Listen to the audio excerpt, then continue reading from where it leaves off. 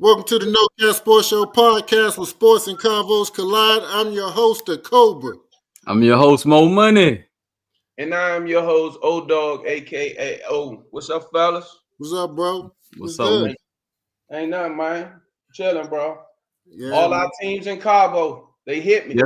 Yes, sir. Cincinnati, Dallas, they in Cancun. But Cincinnati, Baltimore, Buffalo, they all in Cabo, man. Hey, I know Fred ain't on the show, but don't forget about them Commanders. Washington Commanders, they went to Anacostia. They went up Anacostia. Anacostia Park. They went up Anacostia Park, man. They taking it a little bit tough right now. They said they're gonna go to Cabo next week. They up Anacostia. They up Haynes Point. hey, salute to it though. They had a great season. Yeah, Washington had a fine season, man. Yes, indeed. It's looking bright. Their future looking bright, man. Especially with that young man leading that team at quarterback, man. No question. Yeah. So, man, look. Matter of fact, what you guys think about the game? Let's start with the AFC. What you think about Mo Money? Let us know what you think about that Kansas City and Buffalo game. Man, Pat Mahomes a bad boy. He's a bad boy. We gotta appreciate the legends, man. A lot of times, y'all been alive a little longer than me, so y'all got to see Joe Montana and transition into the other legendary quarterbacks. It's Pat Mahomes' time. He got Josh Allen number. He got him down 4-0. So it's something there mentally that he has over that Buffalo Bills team. His wide receivers kind of stepped up. The defense looked a little bit better, but man, Pat Mahomes is a bad boy. Yeah. But what's your thoughts on that game, O-Dog? We are literally watching greatness, period. Ain't no need to go no whole fucking long conversation. We are watching greatness. We are watching a young man that was talked about when they moved up to go get him. All these people talked about him, and everybody that talked about him, he making them eat their word. And he doing it quietly. He ain't saying, I told you so or nothing. All he doing is winning. So we are witnessing greatness, and not only him, but the organization. Mm-hmm. Yeah. Last time I checked, this ain't tennis. He ain't playing by himself. Fact. Last time I checked, they doing it the right way. The general manager and everybody is doing it the correct way, right? Mm-hmm. You know what I'm saying? And people are taking the blueprint from it. With Washington, we'll see what Washington does this year. You know what I mean? Or whatever the case may be. But what Kansas City is doing is letting you know, hey, you can go get a couple free agents here and there, but you can go in the draft and you can build an organization. And that is why people want to go play for Andy Reid. That's why people want to go to KC, because you know that they're going to win, period. Yeah. And I think I'm in agreement with both of you, man. That franchise, that organization is just, man, it's just all about winning from top to bottom, and we have to salute and tip our hat to Andy Reid, man, because, hey, look, I think he might be the best coach in the game.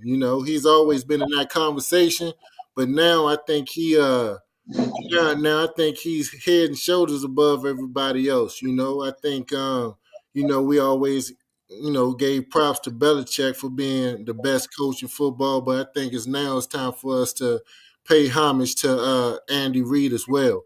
Patrick Mahomes, even though for years I didn't want to give it to him because I was like, but you got to give it, man. He just win, man. He know how to win. He doesn't even have to have a great game for that team to win. He just knows how to get it done. He knows how to make the right play at the right time. He know the people. He know the right person to get the ball to. He knows, man, number 8-7 is always going to be available for him. He know when to get the ball to him.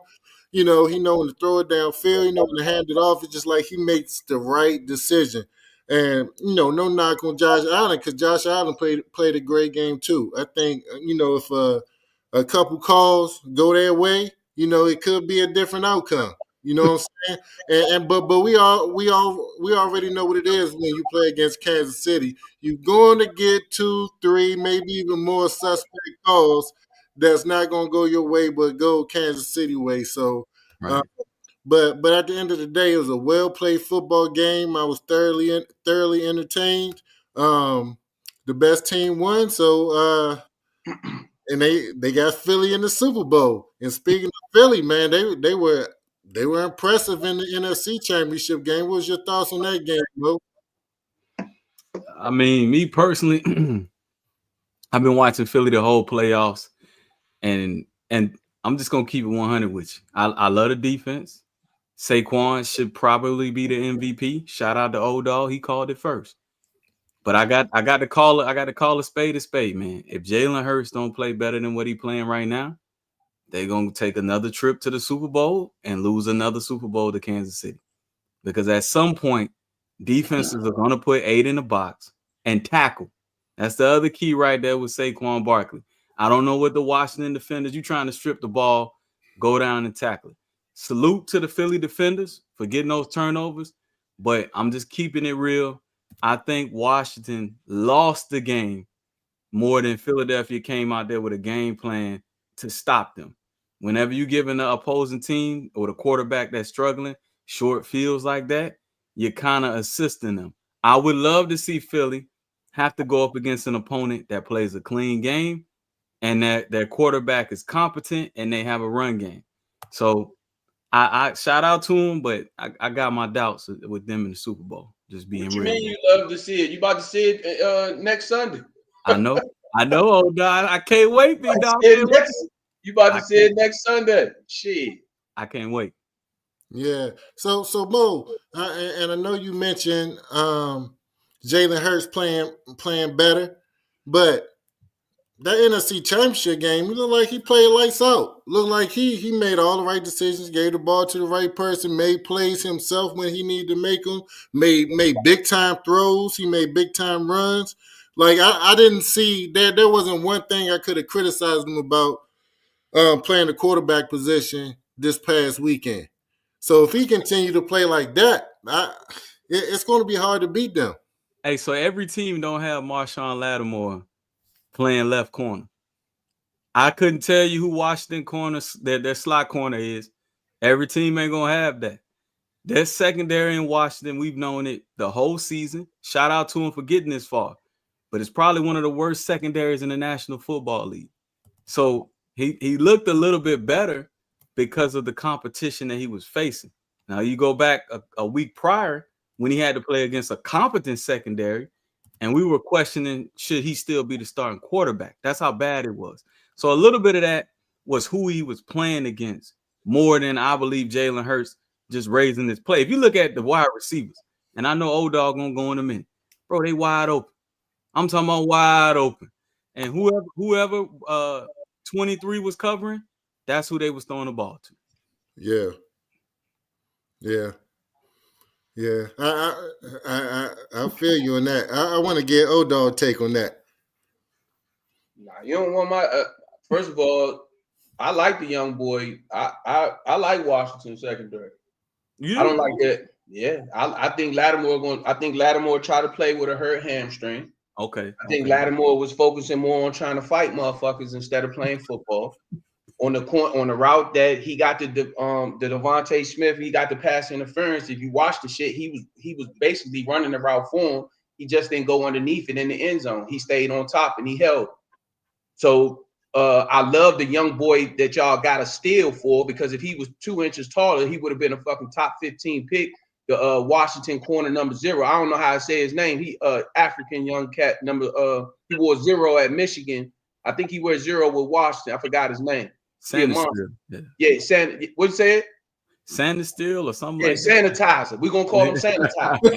Sanitizer. Because he cleaning shit up.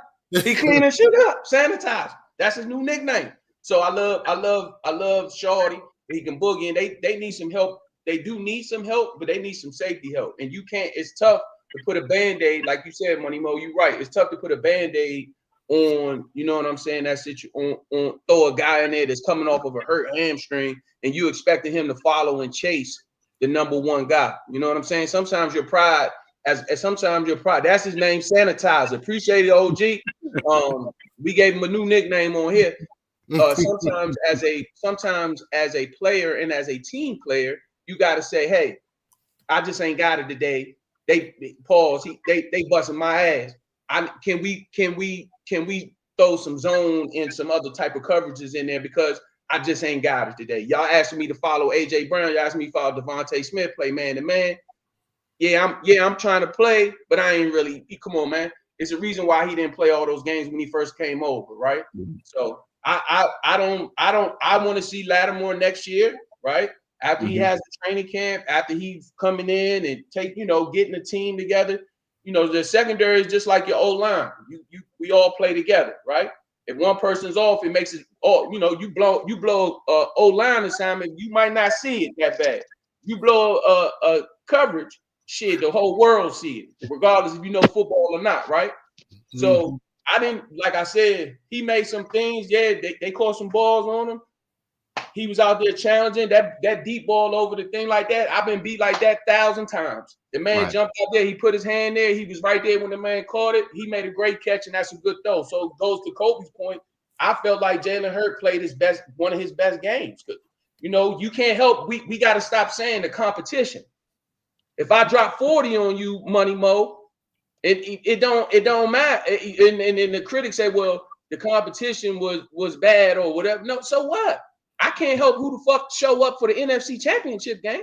Yeah. If I'm averaging 7 sacks and Pumi's stalemate me and he don't have a name, you know what I'm saying? So, if I got the 7 sacks on him or he killed the young boy, but then we got to be able to give like we talked about, we got to be able to give the credit both ways.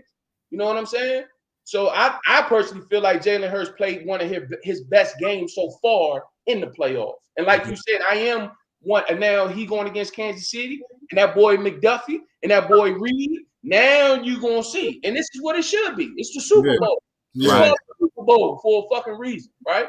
So now we gonna see. So that and like you said, pick your poison because McDuffie and them can cover 1-on-1. Reed can cover 1-on-1, right? So now they're gonna put 8 in the box. So now we're gonna see what happens. Because Spags is a bad motherfucker defensive coordinator. Spags is the best. He should be a head coach. Because every player, even the players that we've had on this show, and if you ask them, and we're gonna have another one on the show here soon, you ask them about him. Everybody loves him. JC was telling us that back in 24.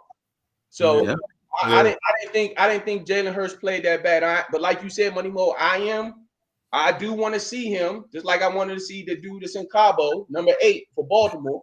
I wanted to see him make some throws when it mattered. You know what I mean?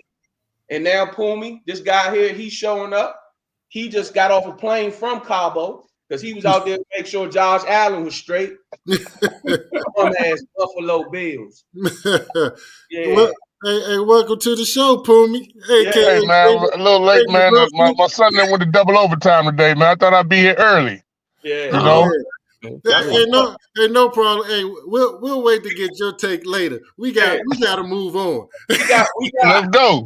Hey, fellas, you know, like I always say, my favorite shows every time we come on a Wednesday is when we have a special guest. And today we definitely got a special guest in the house, a legendary basketball player from Washington, D.C., former All-American, high school All-American, former star at University of Pittsburgh.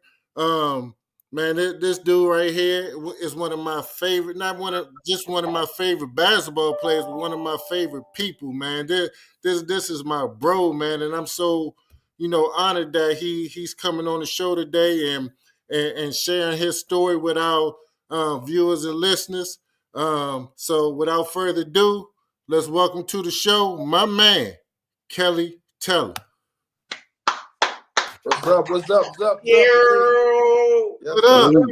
Appreciate that, Cole. Oh, yeah, absolutely, man. You already know you my man, 100 grand. No doubt. Vice versa, boy. Yeah, how you feeling? I'm feeling good, man. Feeling good, blessed, man. No complaints at all, man. Living the dream. Yeah, you out there skiing on the slopes? I don't fuck with no skis, man. Let's go like that, man. Not even no mountains, man. You know, around the house with the kids, something like that. But I don't fuck with them slopes like that.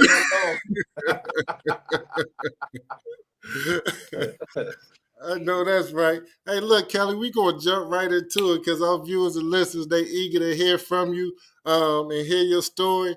And here at the No Cap Sports Show, we like to start from the beginning.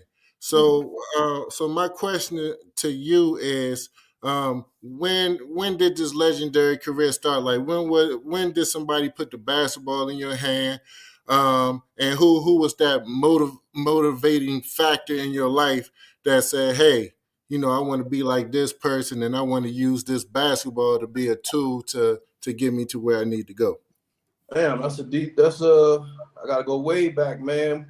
This, Yeah. gotta be my pops, right here behind me, man. Fatty Taylor played for the Virginia Squires and played for the Denver Nuggets, man. So the ball was in my hand when I was in the crib. You know what I mean? So just coming up, I had my older brother that, rest in peace, Kobe. My brother passed away. Just him and I competing every day. Since I can remember, man, and he ain't let up on me at all. If he's trying to beat me 10-0 every time, what I'm saying? So we 4 years apart. So that's really, from the beginning, how it really started like that. How the inspiration came from. You know what I mean? But other than that, I was born in Washington D.C. I moved out to Denver. I was in Denver until 93.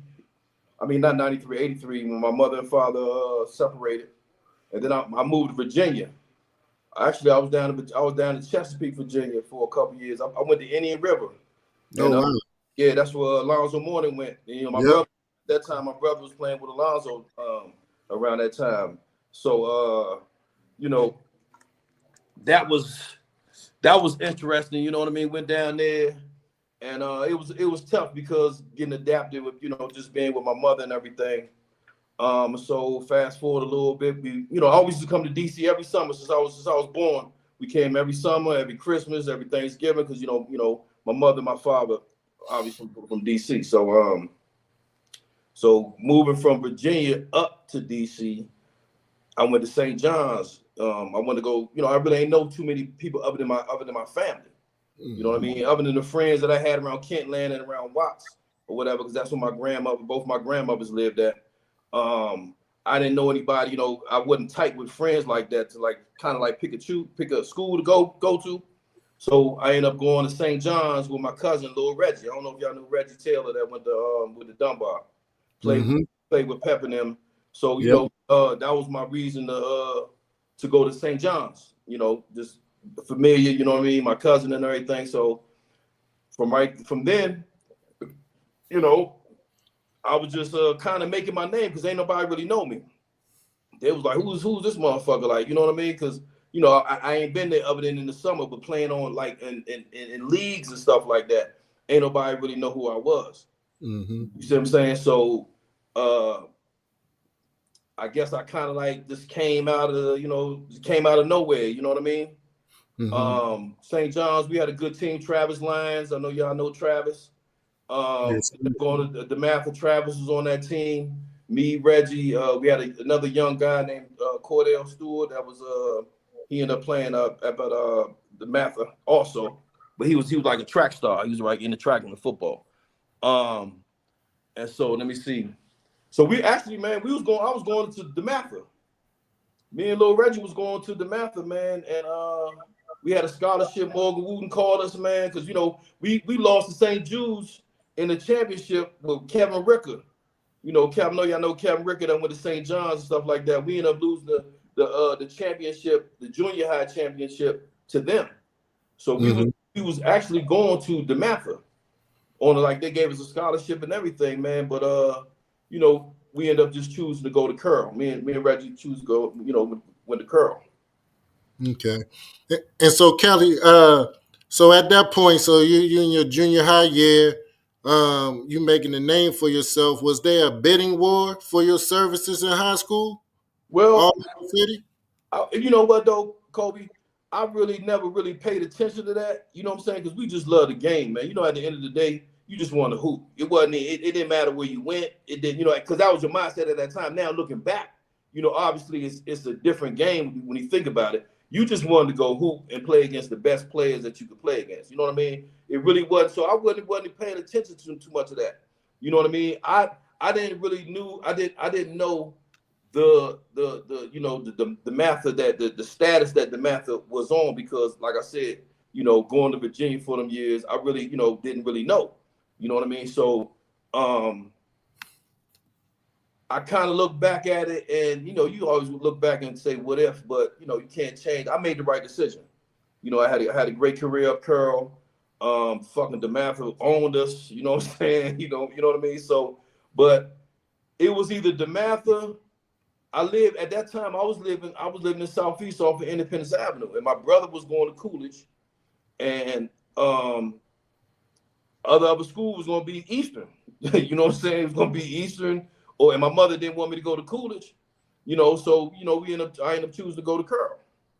Mm-hmm. Okay. Jump on in there, fellas. Go ahead, Poom, DC legend. Mm-hmm. What's up, Poom? Go ahead, Poom. I know you. Hey, Kelly, you was talking about Wilson earlier. That's where bro went. Poom was, Yeah, they got us that 94 Leslie caught fire and shit. You know what I mean? They got us up Curl. My man caught fire. He had about 40 something, man. He was cooking that game. You remember that game? We can't hear you, bro. We can't hear you. Your mic. My bad. I said, yeah, Leslie was cooking that game, man. He had 13 threes. I remember that. That motherfucker's fried. Hey, he ain't passed the ball after the first quarter. Hey, man. After the first quarter, you forget about it. As he shouldn't. Y'all supposed to fight him. He was on fire. It wasn't like no wide open shit neither. I was all up in that motherfucker, like, you know what I'm saying? Getting the fingertip ball, that shit was still splashing. So, hey, look, hey, Kelly, I gave me and Tony, we went to East Carolina game. I gave Tony the business for that shit. I was like, man, y'all let Leslie cook y'all ass. I ain't stopped hearing about that shit for 2 years. That's all he talked about. Who, from Leslie? Oh, man. Man. Did he go to school somewhere or no? Leslie wound up going to Radford. Okay. He go to St. Bonaventure? I thought he went to St. Bonaventure. Nah, Leslie went to Radford. Okay. Mm-hmm. Yeah, Leslie was a good player though. He was a good player though. You know what I'm saying? But y'all was tough up Curl, man. Y'all was tough. That 94 game was a mean jump though. It was a nice game. I remember that, man. That was a good game, man. I think we might have went in overtime, man. If I'm not mistaken, we might have went in overtime. But that was a hell of a game, though, man. That was a hell of a game. Yeah. So Fatty, tell your father. So you related to Kurt too, because Kurt, I never seen him play, but Kurt always talked to me about Fatty Taylor. Yeah, Kurt, that's my first cousin. Yeah. Okay. That's my first cousin, Kurt and Smitty. Yeah, that's my first cousin. Okay, so basketball's in the bloodline, man. You ain't had no other choice. No doubt. No doubt, man. That was battles way back when we was come up, like I said, come home for the good Thanksgiving. Yeah. Down Watts getting at it, man. You know what I'm saying? All of us, man, because we got a bunch of cousins, man, that played, man. So it's kind of like, just a family full of athletes, man. Mm-hmm. So you in high school, Kelly, you out there killing. You doing your thing or whatever the case may be. We was talking about it a little bit prior to the show. Can you tell our listeners and viewers a little bit about your recruitment process and how'd you wind up getting, choosing a school? I don't want to tell our listeners, but how you wind up choosing a school that you wind up going to? Okay, well let's see. Man, my first choice was Syracuse because y'all know Sam. You know what I mean? Sam went up Syracuse, so I wanted to follow kind of in, Charlie Moe and, you know what I'm saying? Because that's what really got us to go to Curl. You know what I mean? Backtracking a little bit of why we went to Curl. We went to this game when DeMatha played Curl at Blair. This is when we was in 8th grade. Man, that motherfucker, man, it looked like the running rebels out that motherfucker, man. It was just a hell of a game. Yeah. And, me and Lil Reggie was just inspired about that, man. And that was kind of a, reason we chose to go up Curl, because we was like, man, we could be just like Charlie and Sam, you know what I mean? Him playing a point and me being the 2, you know what I'm saying? So, that was the reason why we went up there. But, to your question, Syracuse was my first choice. And, you have your home visits. Yeah. Right. you have your home visits before the season. You know what I'm saying? So Boeheim, man, all respect to Boeheim. Boeheim came to my house, man, and he was like, man, if you don't sign right now, I'm gonna take the offer off the table. So I was like, damn. I was like, man, what's that about? You know what I mean? He was like, well, I heard you have problems, with the SAT and all the things. I don't want to waste, recruiting you if you ain't gonna qualify. But I'm like, so as a player, if the coach came and said that to any of y'all, you gonna be like, man, I ain't going there, man. Yeah, you ain't going there. Marbury, Marbury, Kelly. I ain't mean to cut you off, but Stephon Marbury sort of said a similar story when he was doing his thing, when he was saying Boeheim came in his house and was like, yeah, he said he wanted to go to Syracuse. But he said the first thing that Boeheim said to him and his mom was, yeah, we ain't playing no freshman. And his mom basically was like, well, shit, damn, you go ahead and leave. Yeah. Right. Yeah, so just to piggyback off of what you said, I haven't heard, as far as coming in doing the home visits, this is the second time I done heard. Man, Boeheim, man, but I had other home visits, man, with the coach, assuring you, you know what I'm saying? Yes, sir. Come here, man, you get 30 shots, you know what I'm saying? You know what I'm saying? They telling you shit you want to hear, like 30 shots? Yeah. Average motherfucker 30, but that's it. You know what I'm saying? So when Boeheim came, man, I was sitting there froze. I was like, because I was excited. Because I wanted to go, and I told Sam, I was like, man, hey, man, that's my number one. You know what I'm saying? So, so it was real deflating for him to come in there and really say how he said it. You know what I mean? So because in my mind, I'm like, this is before my senior year. You know what I mean? I got offers from everybody, but you know what I'm saying? At the end of the day, man, I don't know what's going to happen between right now and then how, these numbers go up or numbers go down. So, you know what I mean? Like, so it was just kind of like frustrating for the head coach to come at me like that. You know what I mean? But at the same time, as all ex-athletes understand that it's a business. You know what I mean? Yes, sir. That's facts. You know what I'm saying? So you really can't. He was straightforward and he was real. And that's what you want to hear, I guess. You know what I'm saying? At the end of the day, you know what I mean? Yeah. So after that, I had a decent season my senior year. I took a visit to University of Miami. I took a visit down George Mason with Nathan Langley. You know what I'm saying? I had ball down there with him. I took a visit to CU because a lot of my players, a lot of people from curl football played at CU, like my man Phil Savoy. Shout out to Phil. Shout out to Phil. Desmond Dennis as well. Okay. Shout out to both of them. So I visited out CU and had a marvelous time out there, man. And me and Kobe, we visited up Pitt together. Yeah. And so the way them all, it was like Colorado might have been too far. Because I wanted my mother to be able to, either drive. You know what I'm saying? I didn't want to have my mother get on the plane and have to go to my games. You know what I'm saying? And I wanted to play in the Big East, number one. I definitely wanted to play in the Big East. I knew I was coming home for the Georgetown. You see what I'm saying? So all those factors was, the main reason that, I chose Pitt. My visit down Miami, man. Hey man, that shit was like amazing, nigga. Like, you know what I'm saying? Like, I said the same thing, bro. Hey man, Miami had me. I was like, hold on, man. They got me in Luke Club. I'm Roland Marley. You know what I'm saying? I'm everywhere, nigga. You know what I'm saying? I'm jet skiing. You know what I'm saying? I'm on the beach with flip flops. Hey man, and Kevin Norris, my man Kevin Norris. Shout out to Kevin Norris. Stink, my man Stink was like, Kelly, what the fuck is you waiting on, man? We all drive Explorers, man. What the fuck is you waiting on, man? Go ahead and commit. So, you know what I mean? I was a little nervous because, man, look, I don't know how y'all was in school, man, but I had a little tough time in that motherfucker, man. And I knew if I went down Miami, I might have been home early, man. I'd have been home, man, by the second semester, nigga. I'd have been on the beach somewhere, you know what I'm saying? Mm-hmm. So that was one of the main reasons. And shout out to Leonard Hamilton because he was a coach then. He showed me much love, big love. Okay. Big love. Yeah, for sure. But you know, I visited Pittsburgh, man, and for some reason, man, Pittsburgh kind of reminded me of like a Georgetown in a way. You know what I'm saying? The way the campus was kind of set up, and you know, and it was the Big East, and you know, it was just, you know, and I had a dream. You know what I'm saying? At the end of the day, you know, I had a dream one night, man, and I was in a Pittsburgh uniform, man. So I followed that, you know. So, yeah.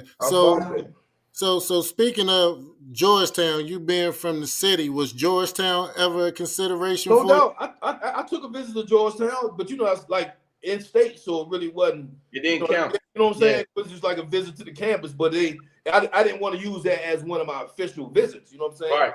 Right. So I could just come up there and walk around and, hey, you know, I could do this any motherfucking day. So I can't. Yeah. I ain't that as an official visit.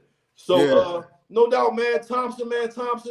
You know, he was in my ear because, you know, him and my father was real close.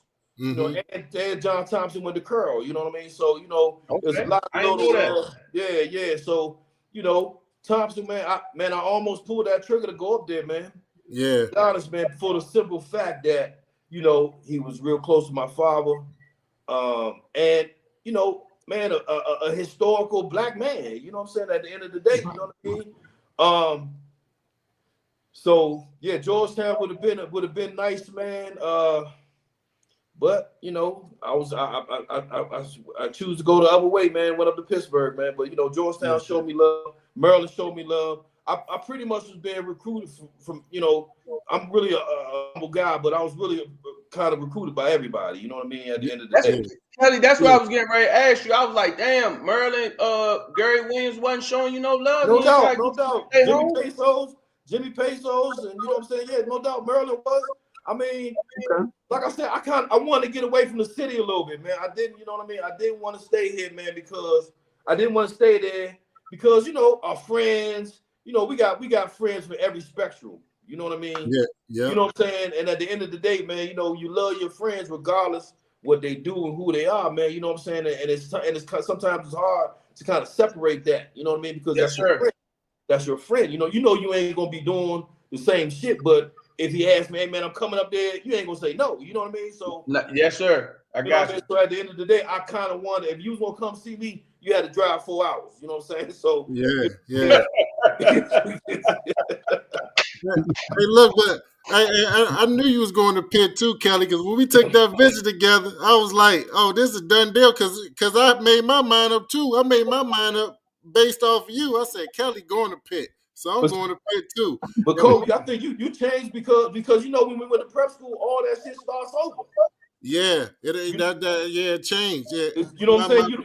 You can renege on your, you know what I'm saying? If you out of high school and you went to prep school, you didn't have to honor that. You know what I'm saying? You could open the recruiting up again.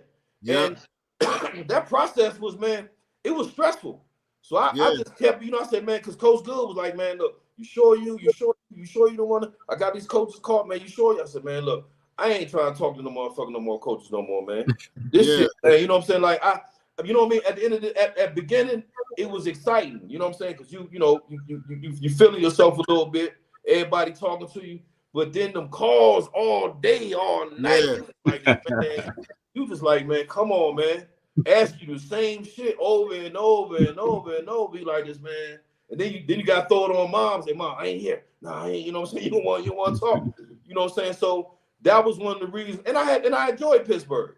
You know what I'm saying? Pittsburgh was nice.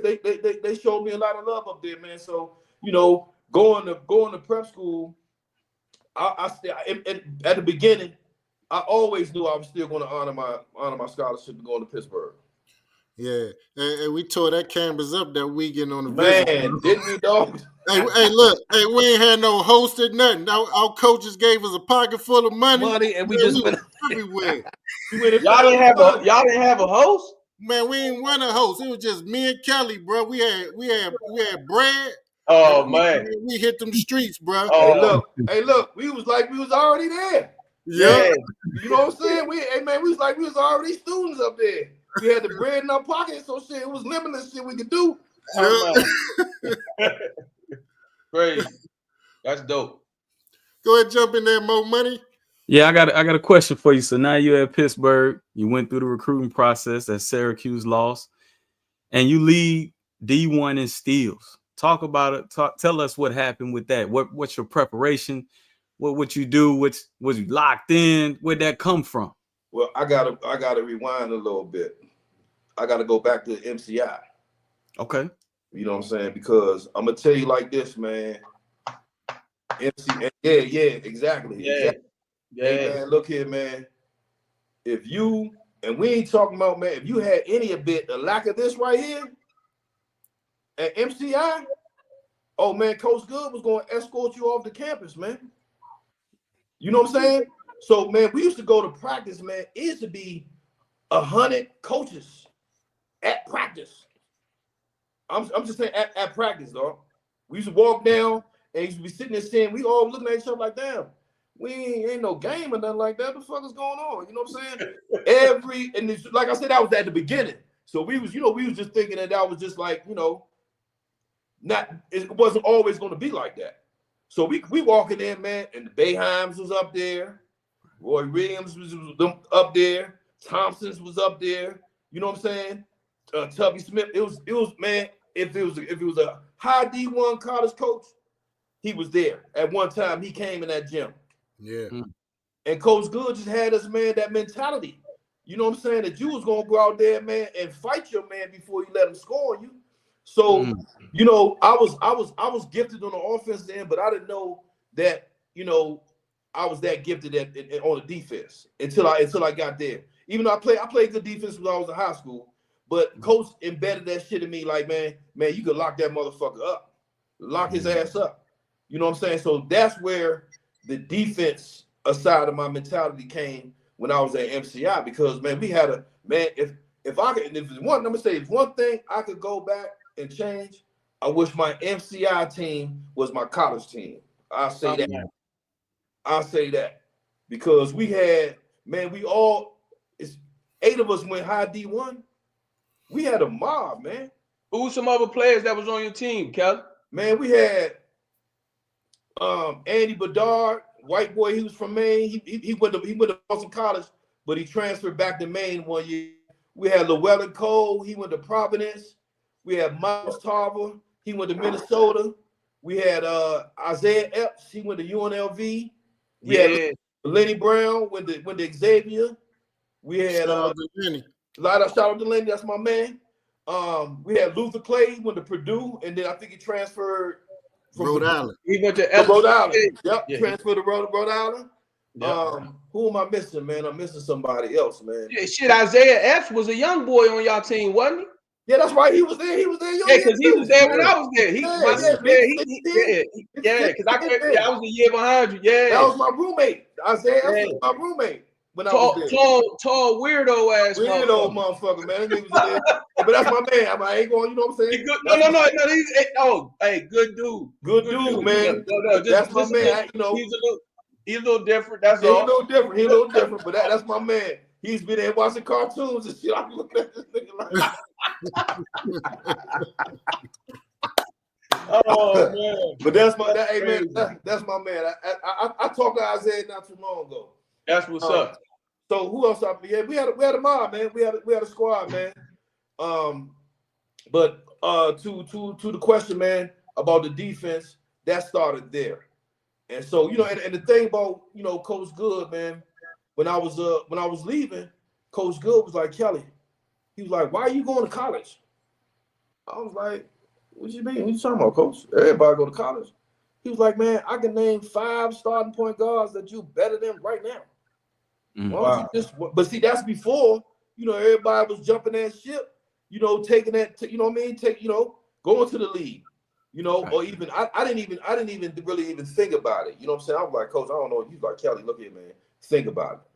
And I was leaving out, and that's when I had left MCI because the season was over, obviously, after the season.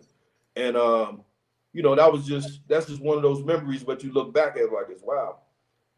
I should have tried. I should have went to the tryout or anything, went to the combine or something like that just to see where I was at. But that's before we all knew you got an agent, you don't got an agent, the rules and all that type of stuff. You ain't know. You know what I'm saying? I didn't. Ain't nobody. Only person that ever said anything to me like that was Coach Good. Yeah. So I'm sorry for going off the subject, man. But no, you good. No, it's your show, bro. It's your show. What you mean? Ain't no going off the table. Okay. We good. Hey, listen, man, fuck that. Listen to me. Our listeners and viewers need to know this shit wasn't easy back then. Oh, no doubt. It was, we had NCAA clearinghouse, SATs, ACTs.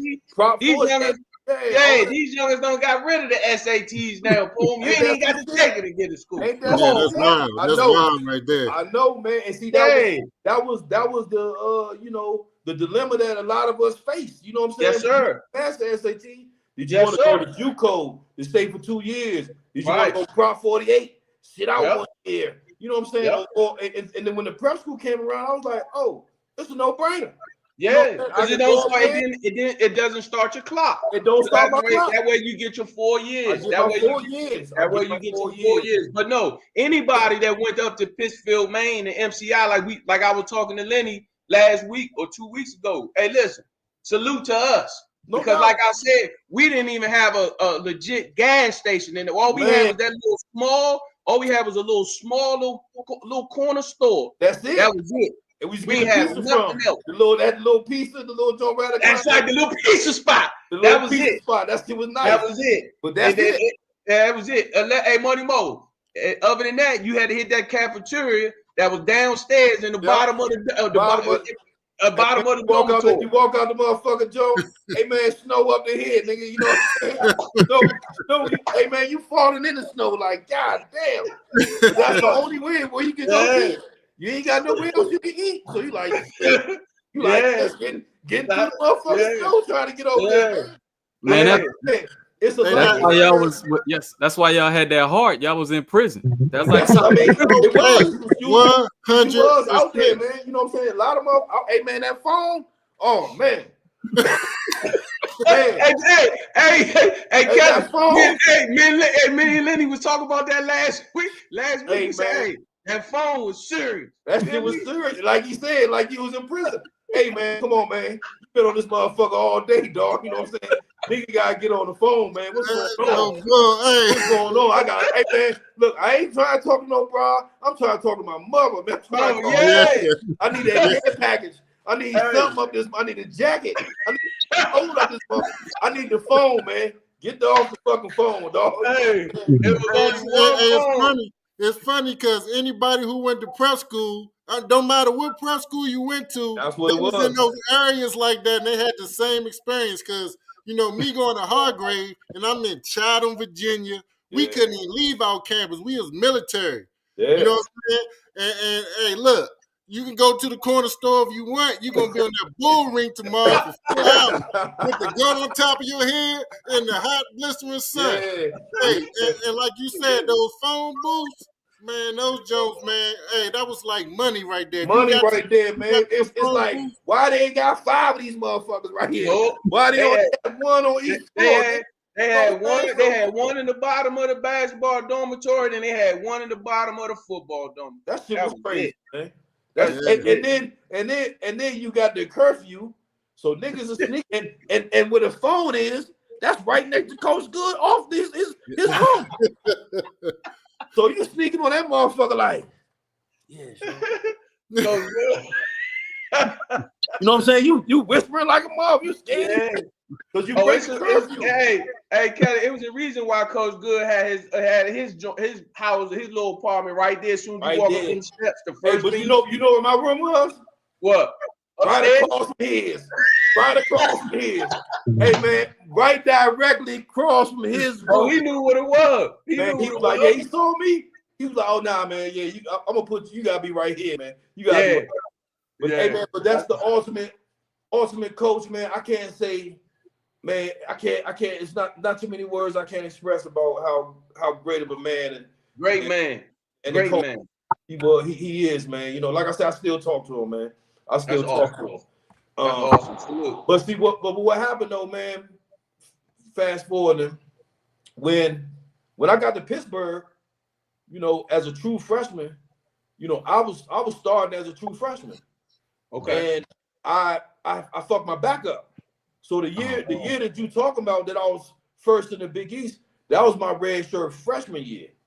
You see what I'm saying?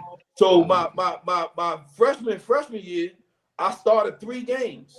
I started against Georgia, North Carolina. That's when Rashid and Stackhouse was there.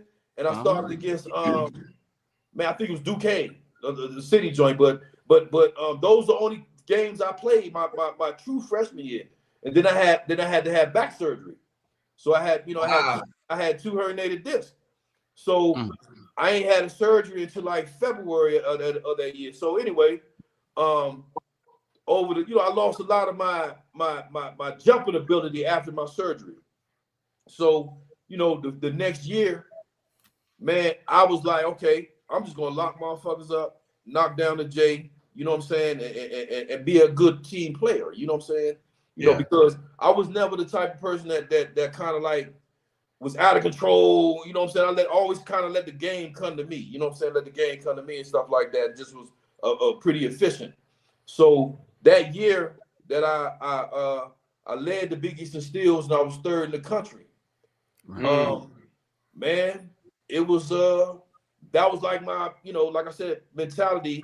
I averaged like 12 points, you know what I mean? So I was like, okay, I'm good on the defensive side.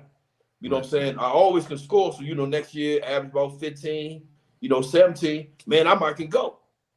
You know what I'm saying? I might go enter my name and you know what I'm saying, and head up out of here. You know what I'm saying?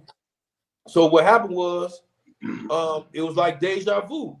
I broke my foot in November. I broke my foot in preseason from my red shirt sophomore season, right?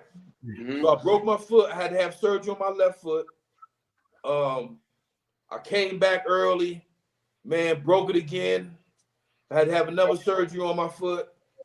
So, that season was kind of like a bust, man. You know what I mean? At the same time, like, man, and see, a lot of people really don't understand that, that really happened in my story. You know what I mean? That was a part of, how what happened to my career. I had a terrible college career, you know what I'm saying? In my eyes, you know what I mean? From what I knew I was capable of doing, but I just couldn't escape the injury. The injury bug, You know what I mean? So that fucked with me mentally. You know what I mean? You go through a little depression. I don't know if any of y'all ever really had a major surgery or okay. So you know what I'm talking about. You watching motherfuckers that you better than. You know what I'm saying? But there ain't nothing there's nothing in your power that you can do. So that was tough. That was the tough part about it, man. Is going to the games and not being able to play, sitting on the side. I was like, Coach, I don't even want to watch this shit. Let me go back to the dorm or something. This shit is this. It was like torture. You know what I'm saying? Yeah. So to answer your question, my mentality after having that back surgery was like, I'm gonna make it so uncomfortable for whoever I guard. You know what I mean? That was just my mentality. And they always put me on the best player. You know what I'm saying? So I always had to guard the best. But I still played the 2. Vonteego Cummins, he was probably like 6'4", but he ended up playing the point guard. You know what I'm saying? I wanted to play the point, but I couldn't understand like why I gotta check the points, but I can't play the point. You know what I mean? Because the point guards, they're the ones that, they shifted, they giving you all that. You know what I'm saying? I'm like, let this motherfucker check the point. You know what I mean? And let me check the 2. You know what I'm saying? I never understood. They like, coach was like, man, you're the best defender. I'm like, man, look here. I'm tired on the offensive end. You know what I'm saying? Trying to guard these motherfuckers full court and shit like that. But like at the end of the day, he had the coach, had the confidence in me to be able to, and I was a team player, so it wasn't nothing. That's what's up. Hey, you mentioned Duquesne, your crosstown school. I'm sure that crosstown rivalry was pretty live because they was in our conference, and I know they had a hell of a backcourt with Mike James. Yeah. So talk about that. What was that rivalry like? Man, that was nice, man. They walking distance from us, man. That was right down the street. Yeah. So that was a hell of a. They never beat us, you know what I'm saying? But it was a hell of a, it was an experience because you see them guys around town. We had definitely had much respect, you know what I'm saying? Wasn't no looking down at them or nothing like that. But Mike James and Pipkins, man, they can go. The motherfucker James had a nice career in the league. You know what I'm saying? So he had to play 15 years. 15 years. So you know what I mean? Yeah. There's nothing I can't say, bad about that backcourt. They just ain't have nobody else. You know what I mean? Right. They ain't had no other swing man. They was just two guards. Kind of like how me and Tony was my senior year. You know what I'm saying? So, but definitely much respect to them guys. Always had exciting games. Some of them was blowouts. A couple of them went down. I hit a winner. I had a game winner against Duquesne. Okay. So like I said, much respect to Duquesne. We used to always go down there and pick up ball with them guys and chill on their campus and stuff like that, man. So it was much love. Yeah, for sure. And I just wanna highlight this to our viewers and listeners, because I want them to really grasp how great of a basketball player you was, man. Because even before you went to MCI, you was probably one of the most polished players that I've seen. Like your game was, well, I would compare it to a pro game. And you had the resume, you had all the accolades. You was DC Gatorade Player of the Year, you was Parade All-American, first team All-Met. And I remember probably the most notable game. I don't know if it is for you, but from what I saw, people forget you dropped 47 against Oak Hill. That had 7 All-Americans on that team. If you could go back a little bit and you can talk about that game when you lighten their ass up. Hey man, you know what though, Kobe? That was, hey man, Oak Hill was like that, boy. I'm talking about them niggas was like that, man. It's sometimes, when you a team, it's not good to watch the team you about to play. You know what I'm saying? You know what I'm saying? It's not, especially in teams like Oak Hill. You know what I'm saying? So we was, I never forget, we was in the stands watching them because we was playing them the next day. So we in the stands watching them. I'm looking around. I'm like, what the fuck? I'm like this, man, because I didn't really know too much about Stackhouse. I ain't know too much about Jeff McGinnis. I ain't know too much about Sunshine Smith went to UNLV. They had Nade Maktar. They had Alex Sanders that went to Louisville. Man, they had a mob. They had Mark Blunt. They ended up going to Pitt with me. They had a mob, man. And so, so we leaving, and Carl Holmes was like, yeah, y'all motherfuckers get some rest for the mob, right? He said, make sure y'all get some rest. Hey, man, and you looking around, and you looking at, you can see, and we all ball players. So you looking around, and you see the motherfuckers is like this, with their eyes wide open, like, man, yeah, that motherfucker ain't gonna be ready tomorrow, man. You know what I'm saying? Might not get a count on him tomorrow. You know what I'm saying? Might not. Hey, Kelly, hopefully, was that the Ron Mercer Oak Hill team? Nah, that was the Ron Mercer was the following year. That was a couple years before. That was Stackhouse, Jeff McGinnis, Sunshine Smith.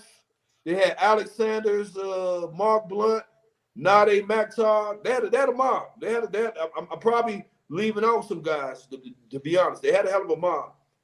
So this was when you was at Carroll. And that was when I went to Carroll. Yeah, this is my it was my junior year when we played. So 93. So excuse me, that's when we had, Marquise Newby.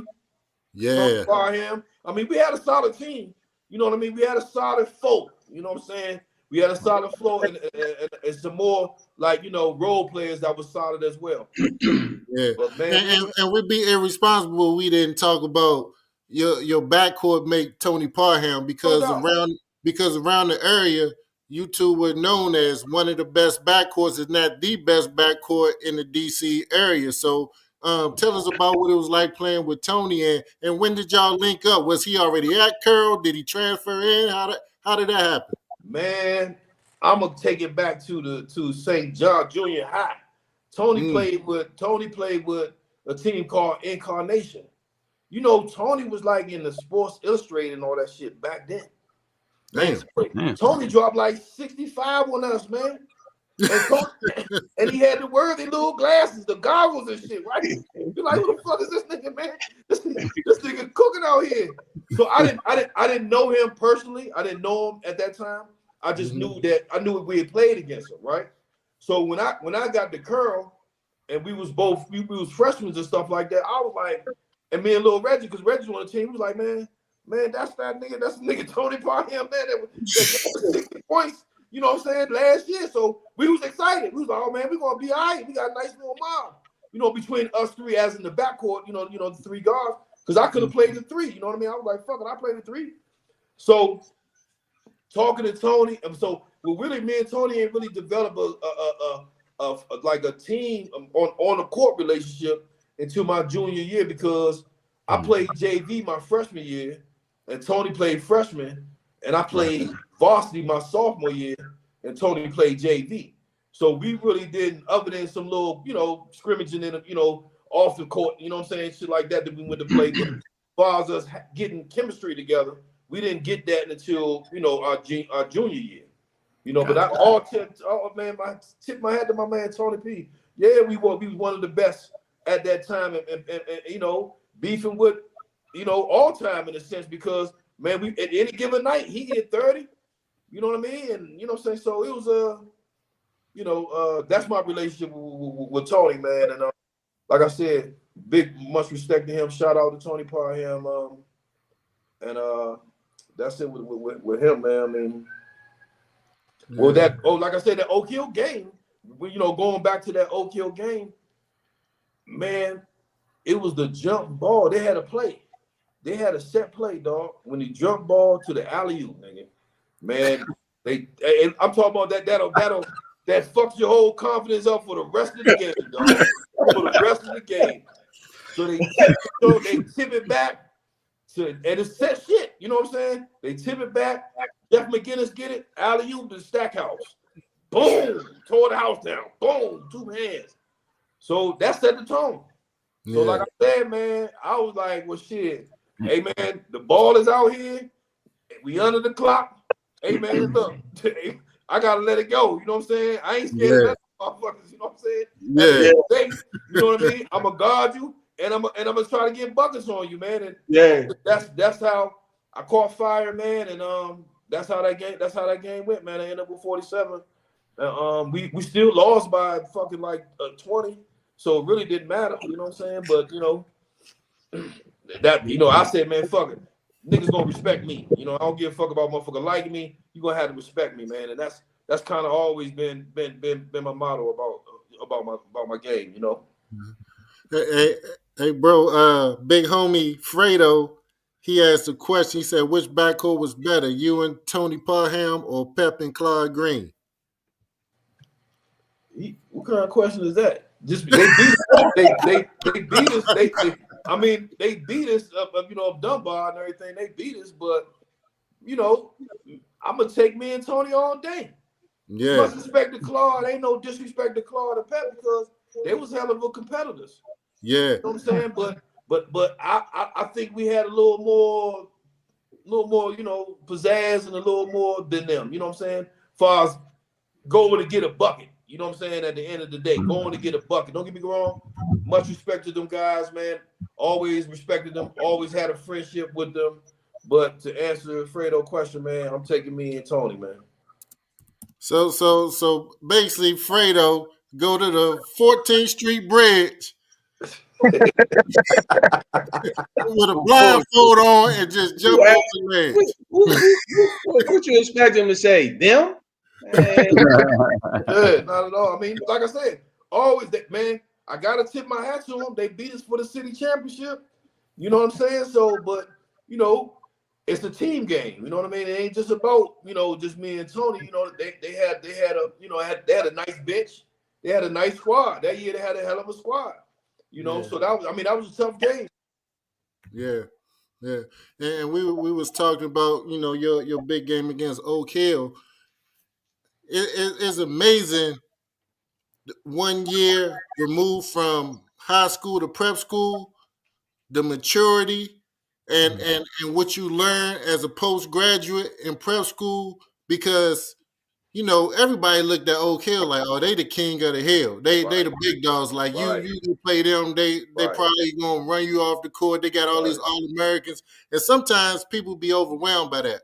Yeah. So I didn't get to play against Oak Hill in high school, but we played them when I was at Hargrave. Okay. And we went there, and it was a different dynamic because we ran them off the court. We beat them by 30. That was Tyree Turner in them, right? And Curtis Staples? No, that's what Ron Mercer and okay. And Melvin Levitt. Melvin Levitt, yep, that's right. And they had a point guard that went to Western Kentucky that was real good. And Melvin Whitaker. Mm. You was on the even playing field because you had other good players around you. So you know what I'm saying? At the end of the day, man, we was trying to play him up at MCI. Coach was Coach Good. You know how Coach Good silly. He on the phone, on the speakerphone, calling down there.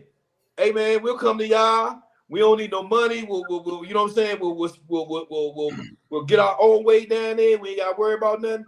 They never wanted to play us. Shout out to Coach Max Good too, because I don't know how it was with y'all in y'all high schools, but that's the first time that I had seen bringing in big time sponsors. Coach Max Good had, man, I got so much basketball gear from MCI that I was wearing, and all my football buddies was mad because I was cool with Coach Max Good. I'm talking about, man, Nike, everything. I don't know what I don't know what y'all. I don't know if y'all had Nike. Now we had Nike. Now we was good. I'm talking about so many different sweatsuits to trap. Good, and then you gotta remember this too, Cole, Money Mo, and Poom. They only played a couple of games at MCI. Yeah. When you on their prep school, you traveling, and I'm talking about Coach Max was in Canada. We was best time of the year, bro. We was in, you know what I'm saying? Most of the prep schools is like in Connecticut and that area. So we was always going down there to play. We went to Nova Scotia in Canada. You know what I mean? We had like, man, we might have like 40-something games, man. You know you know what I'm saying? Like 40-something games. Kobe, we was prepared to when you got to Dayton and I got to, I was prepared. And one fucking way that, you know what I'm saying, I wasn't gonna start. You know what I'm saying? Because all the bump that I done had and all the players are supposed to be this and that I done seen. And now I'm getting up Pittsburgh. I'm like, this man, hey man, look, I don't go, seniors, you're gonna have to move over, champ, because I'm here. Hey, I try to get my coach to schedule a game against y'all. I wanted to play against y'all because I knew you was at MCI. I said, man, we gotta put them on the schedule. I don't know if he tried or not. But that would have been a hell of a joint right there. Yeah, but he did get us a game with Winchendon. We played Vic. Yeah, we played Vic and them. We got Vic and them up out of there. Yeah, I did. Randall Jackson had Randall Jackson up there. Big boy. Yeah. Hey, we played. Obviously we played them a couple times because they was like in our league. You know what I'm saying? Yeah. We was in. So we ended up playing them in the semifinals of the prep school tournament and shit, man. Man, you know Vic, man, I love that nigga, man. Vic, man, that's been my friend since, man. I know Vic since 8th grade. You know what I mean? So, you know, me and Vic always been tight, man. I always try to, you know, talk to my man. It's just unfortunate what my man going through right now, but you know, I'm always gonna salute him. You know what I'm saying? That's my dog. As you should. I'm gonna tell you, man, that nigga cooked us, boy. He was cooking like a motherfucker, man. Him and Lenny was going at it. Him and Lenny, I was like, Lenny, let me guard him. He's like, man, nah, hell nah. Hell nah. I'm like, dog, I'm a little familiar with the nigga, you know what I'm saying? I'm gonna force him to his right, nigga. He beat him to the left right time. So Lenny was like, hell nah, because Lenny was a hell of a competitor, man. Lenny was like that, man. I love Lenny game, man, because man, if Lenny was 6'4", 6'5", he'd have been in the league. He'd have played 10 years in the league. He was just a little undersized, man, but you know, the nigga had bounce, the nigga could shoot, and the nigga had big heart. You know what I'm saying? So, you know, much respect to my man Lenny, man. That's my cat right there. But that game, Victor he wasn't being stopped. He couldn't be stopped that game, man. He was cooking. Hey, Big Dink say, what happened to PG Community College, Kelly? Dink? Yeah. Man, Dink, man. He should have stayed up curl, man. That's all I'm gonna say, man. He that's what we talked about. We had him on the show, Kelly. We said, man, why would you leave? Right. That was your look. That was your 5 right there. With you and Tony Parham, with Big Dink. Man, and man, you know, me and Dink played youth games together, so we got big history. That's my brother. Yeah, shout out to Big Cub. Shout out to him, man. But yeah, he's watching the show. He watching. I begged him. I was like, dog, come on, man. He keep on talking about, man, Holmes. I'm like, dog, fuck that home shit, man. You know what I'm saying? I want to play varsity. You play varsity? So you don't understand. I said, man, I ain't getting no time, nigga. You know what I'm saying? I don't care about that shit. I'm trying to play JV. I'm telling you, put me down to JV so I can fucking play. I don't give a fuck about playing on this varsity shit. You know what I'm saying? I'm waiting my time, dog. Sorry, my junior year, nigga, it's on. You know what I'm saying? And we'll be juniors together. Nah, KT, I'm out. I'm sorry, all right, man. I'm like, dog, but they did to his, they beat us up community college. I mean, up PG community college. Tough game. They got us out of there, though, man. But you know, I don't know why he want to talk about that shit. He could have stayed up curl with us, and we'd have won the city championship twice. We'd have been done by my junior year, and we'd have been right back up there in my senior year. Oh man, that's a fact. You know what I mean? So big love to my man. Every time we even bring this shit up, I get upset. You know what I'm saying? I'm like, dog, come on, man. Because Dick, man, we go back where so Kobe. When I lived over in Southeast off Independence Avenue, man, Saturday morning, this nigga used to be knocking on my door 7 in the morning. Let's go get that bump. Hey, Ma, talking to my mother. My mother making a little breakfast here and there. You know what I'm saying? You know, like clockwork every Saturday. I'm like, this man, hey, dog, I don't mind because I love the bump, but I'm just saying that's the relationship that we had. Yeah. Unannounced, you know what I'm saying? He ain't called me the night before. None of that shit. He just there 7 in the morning knocking on the door. Yeah. And my mother come wake because I ain't up. I'm asleep. My mother, hey, man, your boy down here. I'm about to make him up some eggs and bacon. And I'm like, all right, let me get ready. So we go back like that. So I kind of felt like since our relationship is so tight, come on, dog, stay up here with me. Yeah. You know what I'm saying? Yeah. Come on, stay up here with me, dog. You know what I'm saying? We could, man, Hall of Fame and all that type of shit. We could do it big up here, man. But he just, you know, he wanted, I don't know, he just wanted to be on varsity. That's all I'm gonna say. Man, Big Dick selfish, man. Yeah. And we know you watching the show right now, motherfucker. Oh yeah, he watching. Okay, man. He just kept on talking about varsity. You on varsity? You playing varsity? You don't understand. I said, man, I'm not getting off the bench, nigga. I'm riding the bench. I'm trying to curl Holmes every day. Hey, man, let me go ahead and go play JV, man. I'll come back next year. You know what I'm saying? To play varsity my junior year. I don't give a fuck about that status. You know what I'm saying? That fucking status. I'm on the time. I'm sitting cheering. And speaking about Stan, this is a question I always wanted to ask you, Kelly. Why'd you leave Executive 3, man? You was with us, and then you were just gone. Man, you know what's a funny story about that? Kobe, you remember sometimes we was having to sell chocolates and shit like that and shit, right? Yeah. Okay, let me tell you a funny story about that, right? I was selling the chocolate. I was out selling the motherfucking chocolate, right? And this white guy came up to me, man, and he was like, oh, where y'all going? And we was going to Boo Williams. And he was like, man, you selling chocolate to go to Virginia? You know what I'm saying? So he was like, man, we going to Vegas 2 times. We going to California. We going to Boston. We going to Indiana. And I'm like, so how much I got to pay?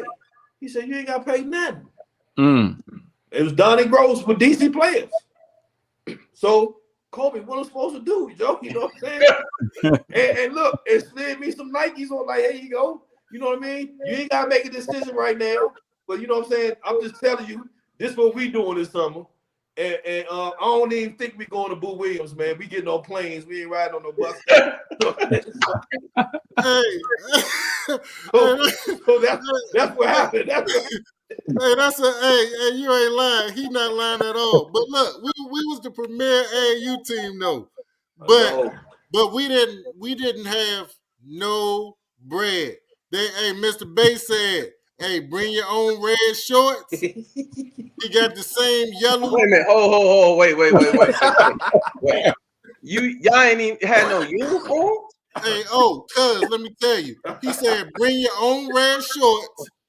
Rest in peace, man. Rest in heavenly peace. Yeah. All respect to the dead. He was good. Bring your own red shorts. He got these old yellow T-shirts that they had in the 70s, and he just recycled them. He had red numbers, and the numbers was peeling off the jersey. You know what I'm saying? Yeah, man. We going down nationals looking like that, but we killing. We beating everybody. But we didn't have no bread. We had to come up with our own money. Hey, man. Now, I mean, you know what I'm saying? Now, you got to look at it like how it is now. You know what I'm saying? Motherfuckers is throwing that bread at these youngers, throwing them shoes. Man, we had, we went from Adidas, Nike. We was every tournament, we switched up. He's like, which I won this tournament. You know, I've always been a Nike fan. I'm like, man, we need Nikes, Joe. Fuck them Adidas, man. We need some Nikes. You know what I'm saying? So it wasn't hard. I loved y'all. We had a good team. But, man, my man, like you said, he said, man, you selling chocolate to go to motherfucker? Yeah, like what you mean? That's a no-brainer. That's a no-brainer. Yeah, that's a no-brainer. Who y'all even had on your team with DC players though? Because we had everybody on the first team all met was on our team. I know, man. We had Lewis Bullard played with us for a minute. See, he was with us. So we had a bunch of niggas that was from, you remember we had a lot of players from different states and shit though, dog. Hey, Kelly, what you call me and try get you to play with him, Rob Jackson of DC Silver Spring Blue Devils? Nah. Okay. Nope, not that I can recall me, because like I said, around that time, people still kind of really didn't know me. You know what I mean? At the end of the day, they really didn't know me. They heard about me, you know what I'm saying? But they really didn't know me because, like I said, I've been in DC 3 years at that time. You know what I mean? From 8th, 9th to 10th. You see what I'm saying? So, you know, they knew of me because, number one, everybody knew Smitty, everybody knew Kurt. And, you know, when it kind of started getting around that, you know, I was their cousin, then a lot more people started coming to come holler at me a little more. You know what I'm saying? But other than that, I didn't really know. And I didn't really know who to trust and who not to trust. You see what I'm saying? At the end of the day. So that team, that DC players team, man, we had what's my man Fox went to Florida State, jumping ass motherfucker. We had a lot of people, players from different states, man. So when you show up in Vegas, ain't no telling who you playing with. You know what I'm saying? Ain't no telling who's on the team. But I'm there. You know what I'm saying? I'm there, first class. You know what I'm saying? A couple sweatsuits, some Nike shit. Hey man, Donnie, you know what I'm saying? I'm hooping for you, Donnie. You know what I mean? So that's how I got with the DC players, man. And must shout out to Donnie Gross, man. Good guy, great guy. Big. So look, let's fast forward. So we back at Pittsburgh. Now it's towards the end of your career at Pittsburgh. What's your mindset? Are you thinking like, you know, get into some NBA combines, look at some overseas teams? Like, what was your mindset at that moment when you transitioned out of Pitt? Well, man, you know, I got put off the team my senior year, man. Before, at mid-season. You know what I mean? So my shit was, you know, I didn't know what I was gonna do. You know what I mean? Because we had a transition of coaches. Ralph Willard resigned, and we had Ben Howland came in. And like me and Ben Howland really wasn't seeing eye to eye, man. And you know, we just had some little difficulties communicating, and you know, I got put off the team. So after that, you know, I went on my Rocky shit. You know, when you kind of hit rock bottom, you go on your Rocky shit. You know what I'm saying? So I'm jogging. I'm jogging 6 in the morning. I'm going to the gym at 12, lifting, working on my dribble, working on my shooting, coming back at 6 o'clock hooping. You know what I mean? I'm full black. I gotta stay in shape. And so I end up getting a call because they reestablished the ABA. And they was trying to pay people some good little money because they was trying to keep the Americans over here from going overseas and hooping.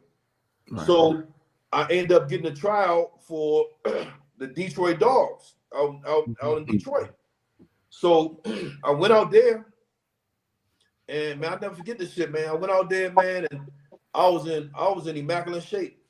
I was in great shape, and you know, it's so funny and shit because you know when people don't know you, man, they really just discard you in all types of different ways because like the whole camp was like this. Hey, go to camp, you know, Kobe, Dink, so and so, y'all team A, you know, Travis, don't know, y'all team B, y'all team C, and he was like the rest of y'all team D or whatever. And I was with the rest of them, you know what I'm saying? I was like, damn, motherfucker ain't even say my name. I'm with the rest of them niggas, you know what I'm saying? So I said, okay.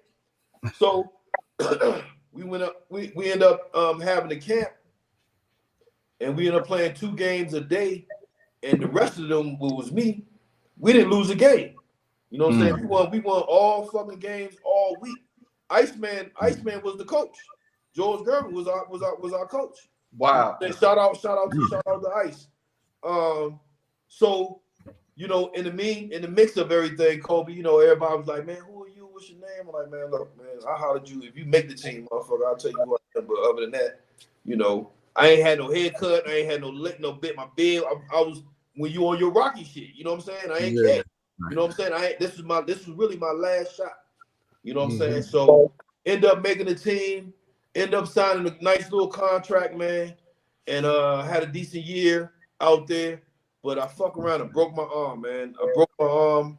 I broke my left humerus, man. I had to get 19 screws and 4 plates in my shit, man. So all on my left how the side. fuck you do that? Kelly, I ain't mean to cut you off, but how you do that? Like just going to the rack, somebody undercut you or something? I went to dunk, man. I don't, you know, to this day, you know, I don't think the dude meant to do it, you know what I'm saying? But I went to dunk and he was like coming, I dunked it and he was coming to get the ball out the rim. Oh, and so my leg got caught in the shoulder and I fell back. Backwards. And so when I put my arm down, man, that shit just snapped. Yeah. You know what I'm saying? So I was on the ground, and you know, I don't know if any of y'all ever broke your humerus or whatever like that. Yeah. So you know when you trying to move your shit, and you see like the top, I was seeing the top part of my arm move. Yeah, you know what I'm saying? I was seeing the top part of my arm move, and I'm like, damn, what the fuck is going on? So the trainers, they run into me. They're like, hey man, look, it's your shoulder. I'm gonna pop it in. I'm like, man, hey, look, take me to the hospital. Don't touch me. You know what I mean? It's not my shoulder. Because, you know, when you break shit like that, first thing you immediately do is start sweating. You like this, oh, shit. And then when I see my little top of my bone moving and shit, coming, and then pop out the skin, like where you can see it, but I can see it protruding, you know what I mean, trying to move. Yes, sir. And so, you know, after that, man, when I went and shout out to Pittsburgh because I was out of school, and they still did the surgery for me for free, man. So you know what I mean. I got a shout out to the Berg for doing that for me. Salute. They didn't have to. You know, we all athletes. We know once you leave the school, that it's over. You know what I'm saying? Yeah. Your you know what I'm saying. Your resume was your resume. Now it's on to the next. You know what I'm saying? So I got a shout out to them. They performed the surgery for me. Dr. Fu, and rest in peace. He just passed like 2 years ago. One of the real prominent surgeons in Pittsburgh.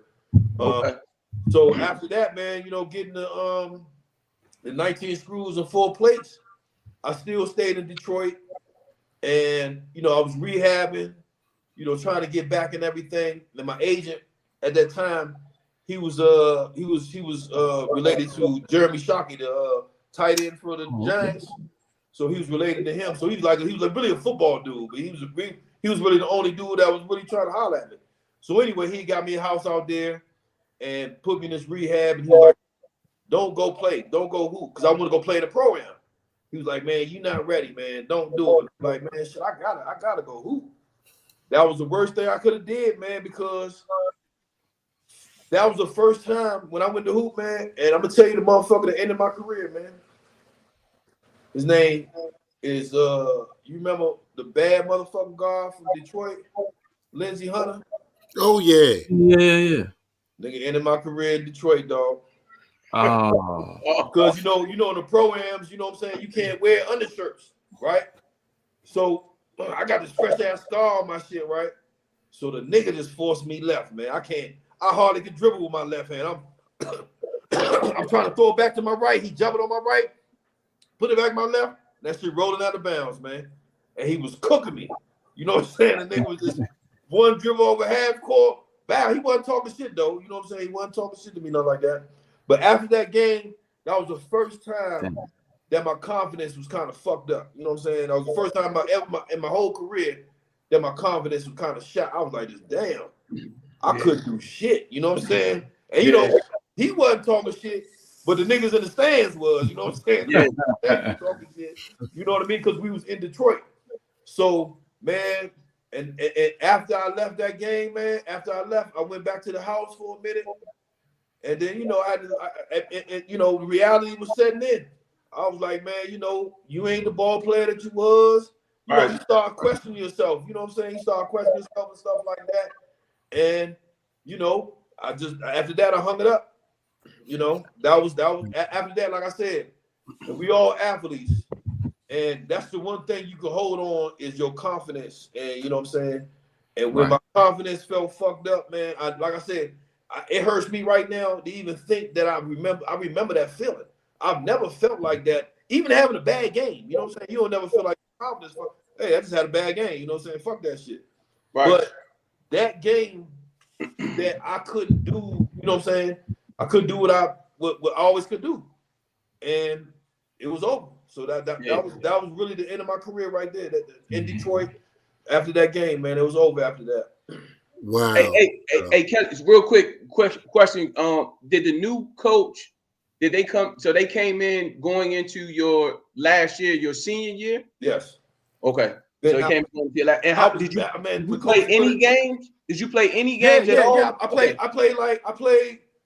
like 6 games. Okay, you played 6 games, and then they kicked you off. And then they kicked you off. I was ineligible first. I was ineligible, right? So I was able to practice. Okay. You know, I was able to practice with I was cooking them niggas, man. You know, in rare form. I couldn't wait, you know, because I was like, this is my last, this is it. This is it. And Ben Howland, man, he just, man, you know, is just one of them coaches, man, that, you know, you just don't see eye to eye with, man. And, say no more. I got you. So what happened, it was crazy we talking about Duquesne, right, Kobe? Because my first game back, after being ineligible and all that shit that happened, my first game back was against Duquesne. And so I'm thinking I'm gonna start, you know what I'm saying, and all this type of shit, you know, man, the motherfucker had me on the bench, you know what I'm saying? I'm sitting there, and look, my mother came up, man, that's a piece of my grandfather. Hey, look, my grandfather at that time was probably about 70-something years old. He rolled up with her. I'm like, man, I got y'all, man. I can't. So I ain't starting. So he give me the game. I get in the game. Boom, come down, make a little pass. Next possession, I come down wide open, shoot a 3. Nigga sub me out. Sub me right out. So I'm sitting on the bench. I'm like, okay, cool. Okay, cool. You know, I ain't getting back into the second half. You know what I'm saying? So kind of the same thing happened. And then what really fucked me up with him, we was blowing Duquesne out. And I don't know if y'all remember Brandon Knight. Y'all remember Brandon Knight? Oh yeah, absolutely. Okay, so Brandon Knight was our point guard, and he got hurt with like 5 seconds left, right? God damn. You already know, right? So the coach like, yeah, Kelly, go get him, right? So I'm like, yeah, motherfucker, you better go get one of these motherfucking walk-ons and go get this motherfucker, man. I don't know the fuck who you think you talking to, telling me to go get this freshman, nigga. I'm a red shirt freak. I'm a senior, motherfucker. and I ain't been playing, and you talking about go get this motherfucker. I snapped. I'm like, nigga, hey man, I ain't going in the motherfucking game. 8 seconds, man, you got me fucked up.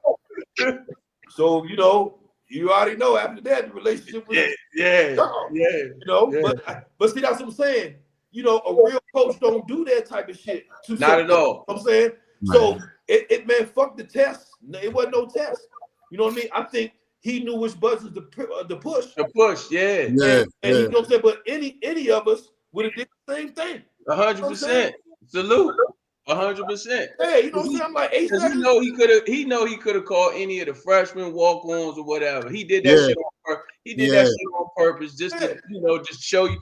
Some coaches that power, man.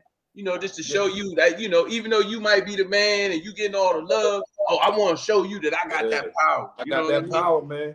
That motherfucker said, go get go. He like, hey, look, I knew he was. I'm sitting on the bench like this, man. I see Brandon limping and shit. I'm like, I ain't even get up to help the nigga. You know what I'm saying? I'm you know, I'm like this, man. And the motherfucker like routine, like, Kelly, get Brandon. I'm like, what? 8 seconds ago, we blowing these motherfuckers out, and you didn't snag me in and out the game, the whole motherfucking game when I shot the ball. Yeah, man, I lost it on the bench, man. I lost it. I said, man, look here, man, you got me way fucked up. You better get one of these walk-ons, somebody to go play these 8 seconds. I'm not going up that motherfucker, man. So that was really the end of it, man. And you know, Ben Howland, I gotta salute him because he ended up having a good career at Pittsburgh. You know what I'm saying? I'm a Pitt Panther to the heart. So I'm gonna tip my hat to him. But you know, what he was doing was wrong. He wanted his type of player, and you had just came from the last regime, and that happens to a lot of us. No matter if it's football, basketball, soccer, baseball. A lot of coaches want who they feel like is their style or their type of player. And if you're not that, sometimes they try to do everything they possibly can to get your ass out of there. And he did. You know? He pushed what was that coach name again? Ben Howland. Ben Howland, you on the Sucker MC Hall of Fame list with Oliver Purnell. You and Oliver Purnell are the suckers of the decade, the century. Kelli Taylor is a Pitt Panther. We not, so fuck you. Hey, you try to do our man like that. Hey man, shout out. Salute. Hey, bro, that's a hell of a story, bro. That's crazy, man. Hell of a career. Hey, we want to transition. We want to play this game with you. It's a game that we play with our guests, and it's called Rapid Fire. Okay. So we're gonna throw some questions at you. You answer it right away, best to your ability. You can't skip it. You gotta give us an answer. And we just gonna go around the horn. I got quite a few for you. So I'm gonna start it off. So first, I'm gonna name some names, and you give me a one-word answer to describe these people that I'm gonna say. Okay. Tony Parham, brother. Ralph Willett, great coach. Tia Howard.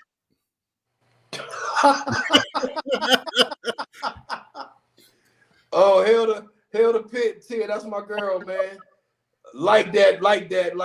One of them first girls that, you know, if she played in this era right now, she definitely would have been in the WNBA. Much love to Tia. Facts, one of the best women players I ever seen. Yeah.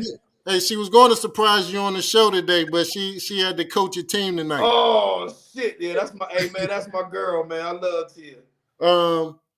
Fatty Teller. Man, heavily missed.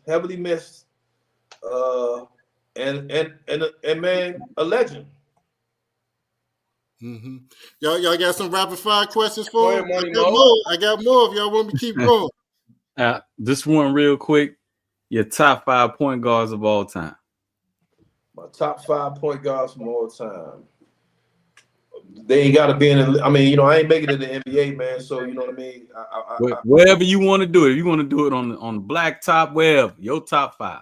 My top 5 point guards. I'm just gonna say I'm gonna stick it to who I played against in college. I'm gonna keep it there. All right, yeah, let's do it. I'm gonna say Shamgar Wells, Providence. Yep.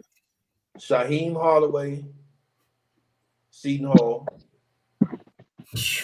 I didn't get to play against Allen Iverson that year because that's why I was hurt. So I can't put him out there. I'm gonna say Khalid Alameen. That motherfucker go. Eric Barkley. Eric Barkley was name of St. John's. Nice. How many is that? 4. 4. Let me see. Who else? The boogie. Damn.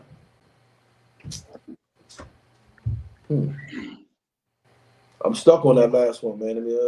Let me think. I'm gonna say Alvin Williams. Okay. Oh yeah, Villanova. Mine's simple, Kelly. Mine's simple. Pittsfield or Bangor. Bangor, nigga. Bangor all the way.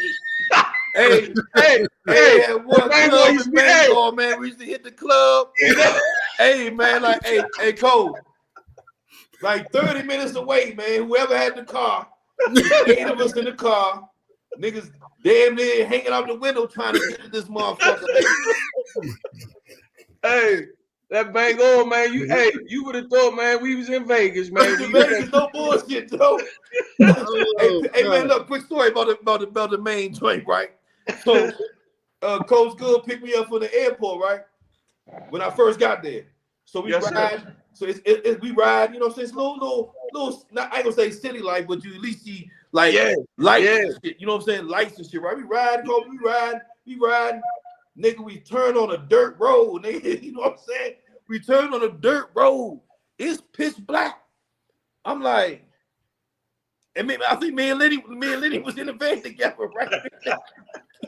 So me and Lenny looked at each other. I said, dog, what the fuck we do to get to this, man? You know what I'm saying? But MCI is really a deep dear to my heart. No question. You know what I'm saying? Deep dear to my heart, MCI. But without a doubt, Bangor, man. Bangor. No more. Bangor all day. Tony, you got a rapid fire question? Man, I ain't gonna give you either one like he gave with Pep and Claude. But who you like, Kelli Taylor and Tony Parham, or Kurt and Charles Smith? Oh, who you got? Kurt. That's some Kurt shit. That's some shit Kurt can say.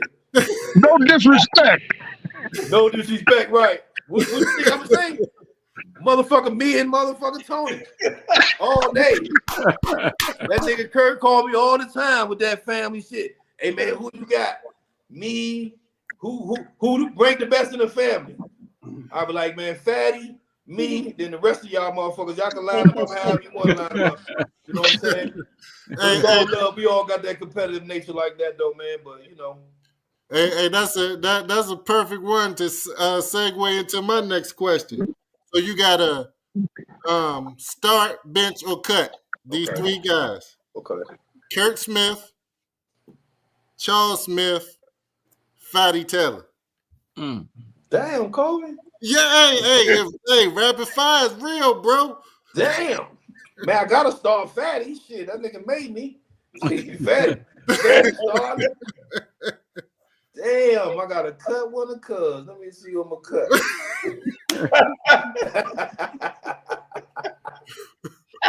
Oh shit.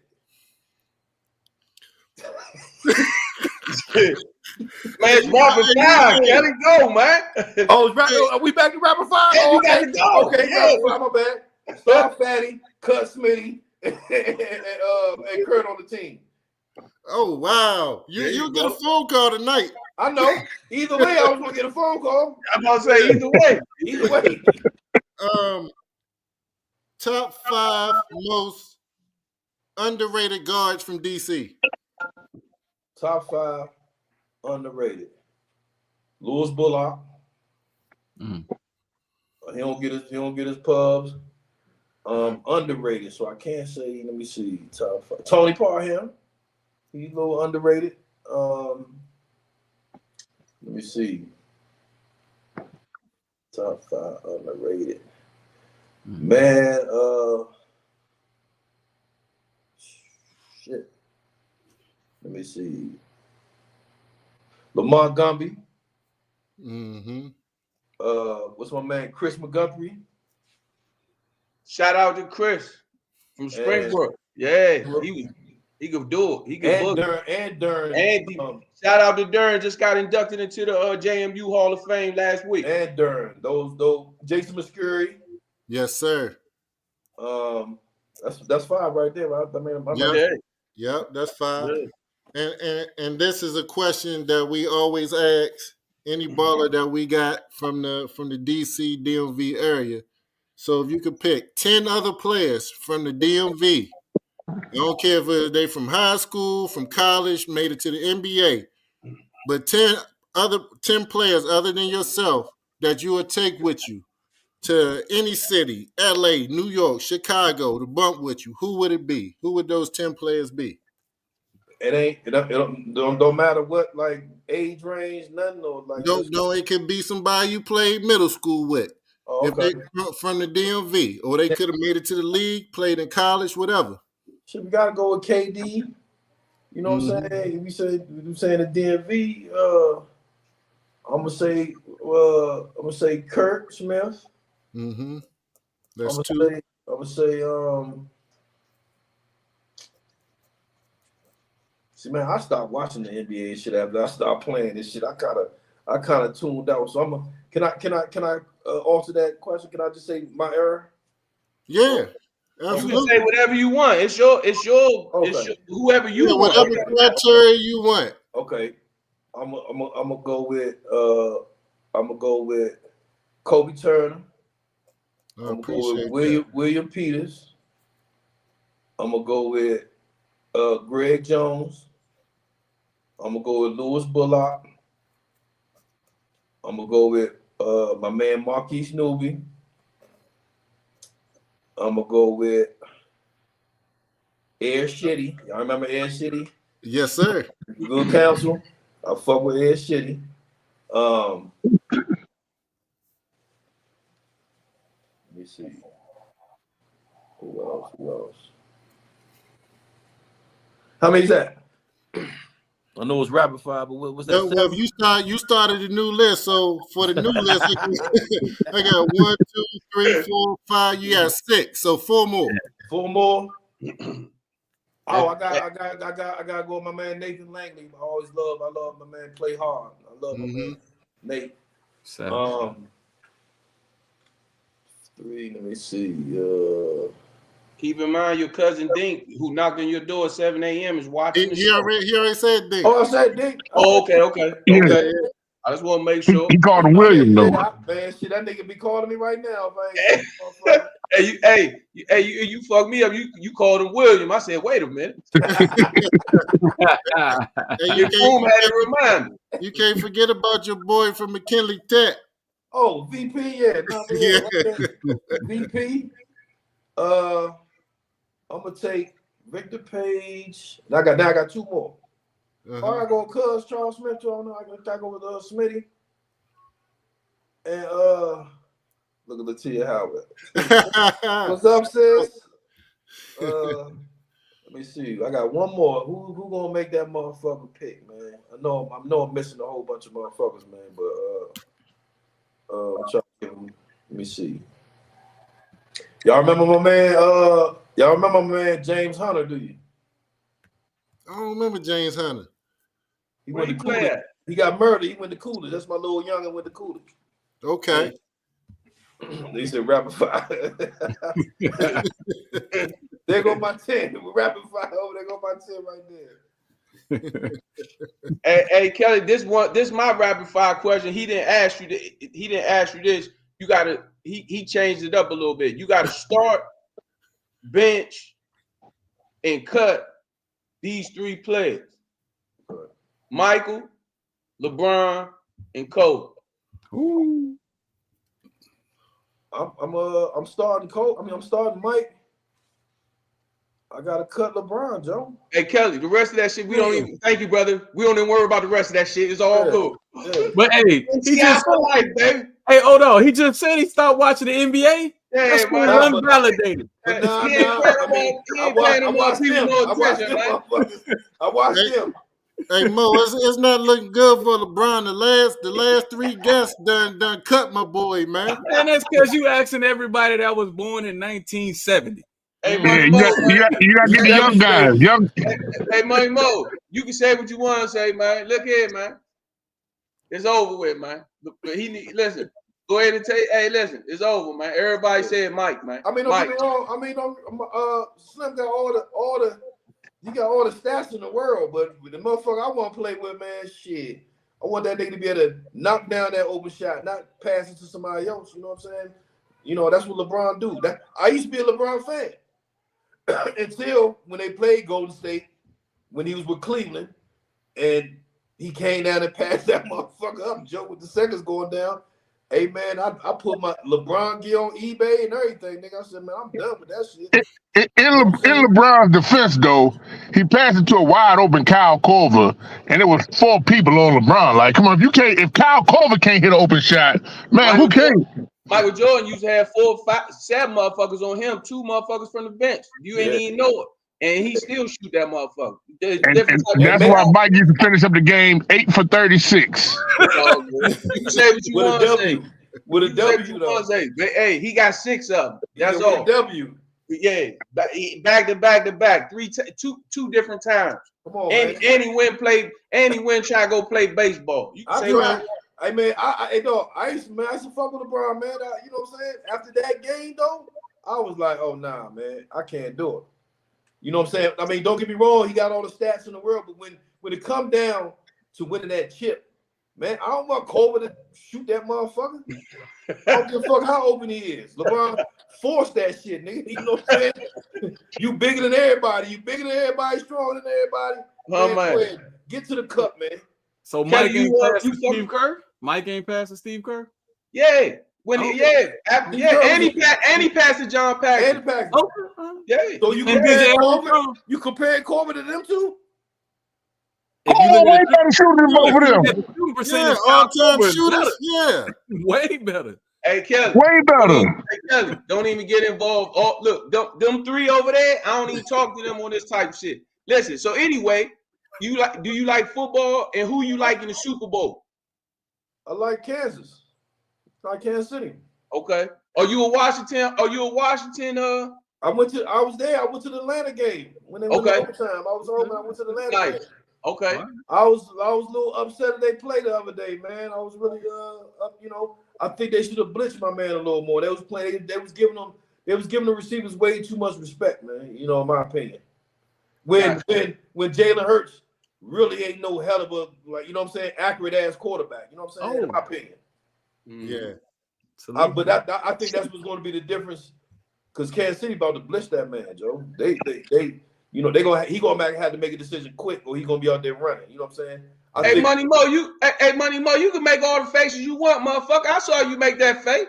I said what I said. I said Jalen Hurts played a decent game. I ain't say he was a good quarterback. He ain't better than my man Joey Burrow. Shit. I just said he played a decent game. He talking about, oh, I saw it. hey, oh no, he was due. Hey, look, he was due. He been playing terrible the last couple joints, so he was due. And like you said, it's a difference of when you going against that type of secondary. So now we going against the best of the best. So let's see what it really is. You know what I'm saying? Yeah. I don't care if basketball, baseball. When you going against the best of the best, and we can keep it a buck. These 2 teams, besides an NFC, Detroit, right? Because if Detroit don't have no injuries, I would say Detroit all year long pretty much been the most solid, positive NFC team. I think these are the 2 best teams. No doubt. Right? No doubt. Man, yeah. No, my bad, Pumi. I know you a Buffalo Bills fan. You know what I'm saying? Salute. Nah, I think Baltimore fucked that money up, man. I think Baltimore. Damn, I think as soon as Baltimore. we become friends, you say that type shit. God, I'm just saying. Nah, I'm just saying. I think they would have been a better game against Kansas City than oh yeah, okay, yeah. That's all. That's all I mean. Yeah, I got you. That's all I meant by that. You know what I mean? Yeah. But I think the Redskins is hard for me to say the Commanders still, but I think they defensive game plan wasn't up to par, man. You know what I'm saying? I think we went and got Lattimore. I know, but I want that press. You know what I'm saying? Get up on them. You know what I'm saying? They was giving them too much respect. I'm looking at these motherfuckers like, how these motherfuckers this wide open? Yeah. You know what I'm saying? Everybody was wide open. You know what I mean? So I think that's what hurt us, man. I think that's what hurt us in that game tremendously. I mean, if we could just contain Saquon, we could have had a shot, man. But much respect to him. We wasn't even thought of even being in this area at all. So what I mean? We know what we need now. You know what I'm saying? We got a hell of a quarterback. We need a defensive end. You know what I'm saying? We need some more, maybe another corner and another safety. Yeah. And and what's the name? Deron ain't even played. You know what I mean? So my bad, Cuzzo. You right. I forgot. Double nickel on them people. No, I forgot. No, Minnesota was strong too until my man until he got back to his old ways, and that's I know. I told him the same thing. I said, man, look here, man. It was a good. He had a good season, man. Yeah. But now when this shit count, he bought the nut up, man. He had a couple hits or some triggered, and that shit. After that Detroit game, he was done.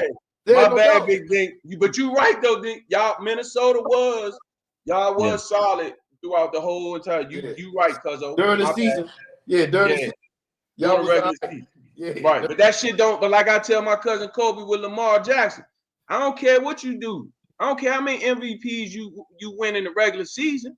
Right. I want to see what you gonna do in the playoffs. That's true. Right? That's true. Yeah, that's what I want. I'm big on what you do in the playoffs. I don't care if you win or lose. I want to see you play good. But you don't think he played good against Buffalo? Who? Lamar. No. I mean the turnover. Not at all. No. Kelly, you know how you stay on the sideline when you went to the University of Pittsburgh game and you was be on the sideline messing with Potee and them? Yeah. Well, we got to back up when he out there throwing balls. He hitting cheerleaders. He got 2 lawsuits out right now, man. You saw the interception? You ain't Hey, that's cap. Hey, KT. Hey, Kelly, he played a great game, bro. Except Hey, Kobe, you gotta pump your brakes on a great game. No. Except for the fumble. I mean, I get the interception, but except for that fumble in the first quarter, or whatever the case may be, the second half he played a clean, flawless game. Hey, Kobe, are you giving him a pass for taking a safety? What? You giving him a pass for taking a safety? When did he take a safety? When they got a safety. What you talking about? Man, Lamar Jackson. Man, what safety? What game you was watching? Hey, man, hold up, man. How you on the gummy game? Get him out of there, man. He out of there, man. Hey, we don't need that type of thing. What are you talking about, man? Get him out of there, man.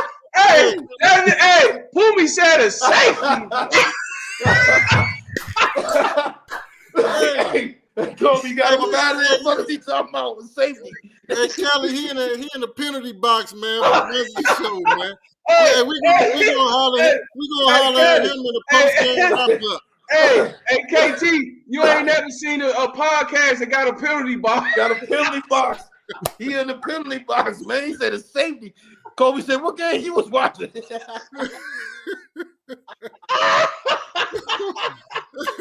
Hey, look, you ain't see him look down though. He tried to pull his phone out real quick. And look, you see Hey, You try to get the stats, bro. But that fumble, obviously we already talked about it. The fumble but Kobe, you can't say he played a great second half. Yeah, he did, Cole, but again, come on, man. He gave him a chance to win. He did. The receiver, Andrews dropped the wide open joint to go. Hey, look, I ain't mad. And I get what O-Dog's saying 100%. What I'm saying, I like how, but that shows me who he is to come back from that mistake and 100%. Play that type of game the rest of the way. Yes, sir. But what I'm saying is, when you're playing in the playoffs, we can't every joint, especially when you playing against such a great talent. Well, you don't know how many opportunities you're gonna get. Right. In football, the measurement of mistake is in football, man. In football, somebody gonna keep. If they have a nice drive, some of these playoff games, they doing 7 minutes before the other team get the ball. Right? So you talking about the first half? He might only got it 2-3 times in the first half. So we can't afford it. And then, like I told you on that interception. That girl got a lawsuit out against man. He done hit that girl on the top of the pyramid. I ain't gonna hit somebody on the sideline if they intercepted the ball. Come on, cuz. Don't do that, man. That motherfucker Lamar Jackson throwing the out route, bitch. Everybody, look out. You hear me? Don't be on that sideline. You don't know where that ball going. You don't know where it's at? Yeah, man. Hell no. But no, I just was asking you about the But hey, you said you got family out there in Colorado, man. What you think about what Deion doing out there in Boulder? Man, I'm living out Colorado. I'm living in Colorado. No, I didn't know that. Salute. Yeah, I'm living out here. That's where I've been. I've been out here living here. Okay. Man, I think he's doing a wonderful thing. Okay. Dope. You know what I'm saying? I think he's doing this. Man, look, how college shit is right now. You know what I'm saying? Deion gonna give you that discipline. And he gonna make sure you get your bag. What other coach? You know what I'm saying? Who would you want to play with? Yes, sir. Who else would you want to play? You know what I'm saying? You gonna go there, bust your ass. You gonna give him everything you can give him, and he gonna make sure you taken care of. So it's like that's a win-win situation when you know what I'm saying. So I think I salute Deion, man, and hopefully he continue to do it, man. Yeah. What he got with the revenue and everything, just people having what he's done for the business is, they say it's unbelievable, man. The amount of money that's coming into Boulder now, and just people flying in, and college kids going. You know what I'm saying? Locals that want to go there now. They say enrollment is up on some other level, man. You know what I'm saying? Man, you can't. Hey, man, look, we gotta celebrate our black men that's out there doing it like that, man. Right. We gotta. Regardless, it's terrible to even hear people that hate on Deion about that, man. It's sad, you know what I'm saying? Because he guided us, man, and that's one of the best that ever did it. Right. You know what I mean? So how is what kind of way, in any kind of way, could you not want to salute and not want to support that? You know what I'm saying? You're right. Yeah. So okay, I know we running out of time, but before we get out of here, for the next the youngins coming up, the young ball player that's looking to be the next Kelli Taylor or whoever, or want to be a great basketball player, high school, college, maybe make it to the professional level. What advice would you give them, or what kind of jewels can you drop on them that they can take with them? I would say, man, just stay focused, stay grounded. Try to keep trustworthy people around you. And put the work in. You got to put the work in. That's man. Don't care how talented you are, because talent only can take you a certain length. You know what I'm saying? And then your work ethic takes over. So, I would really emphasize on, definitely developing a great work ethic, and have big dreams, man. You know what I'm saying? And because ain't man, look, I always said, man, I ain't in competition with nobody. I'm in competition with myself. Mm-hmm. You see what I'm saying? So, Kobe, we wasn't around watching what, hey man, what, I wasn't watching what Kobe doing down there. He go, you know what I'm saying? I see your stats and stuff like that, but I ain't going, I ain't mesmerized. You know what I'm saying? At the end of the day, man, I'm saluting. That's my man. He getting buckets. But at the end of the day, I got a path and I got a vision. You know what I mean? It's something I want to do. So to the youngest man, I'll definitely let them know this. I would love to be living in this era right now. I would love to be parade All-American coming out of high school now. Oh, man. You know what I'm saying? Because, all we did it to take care of our family. That was the reason to take care of our family. But now with this bread and all this going on, man, look here, man. We be them $1 million cats. Yeah.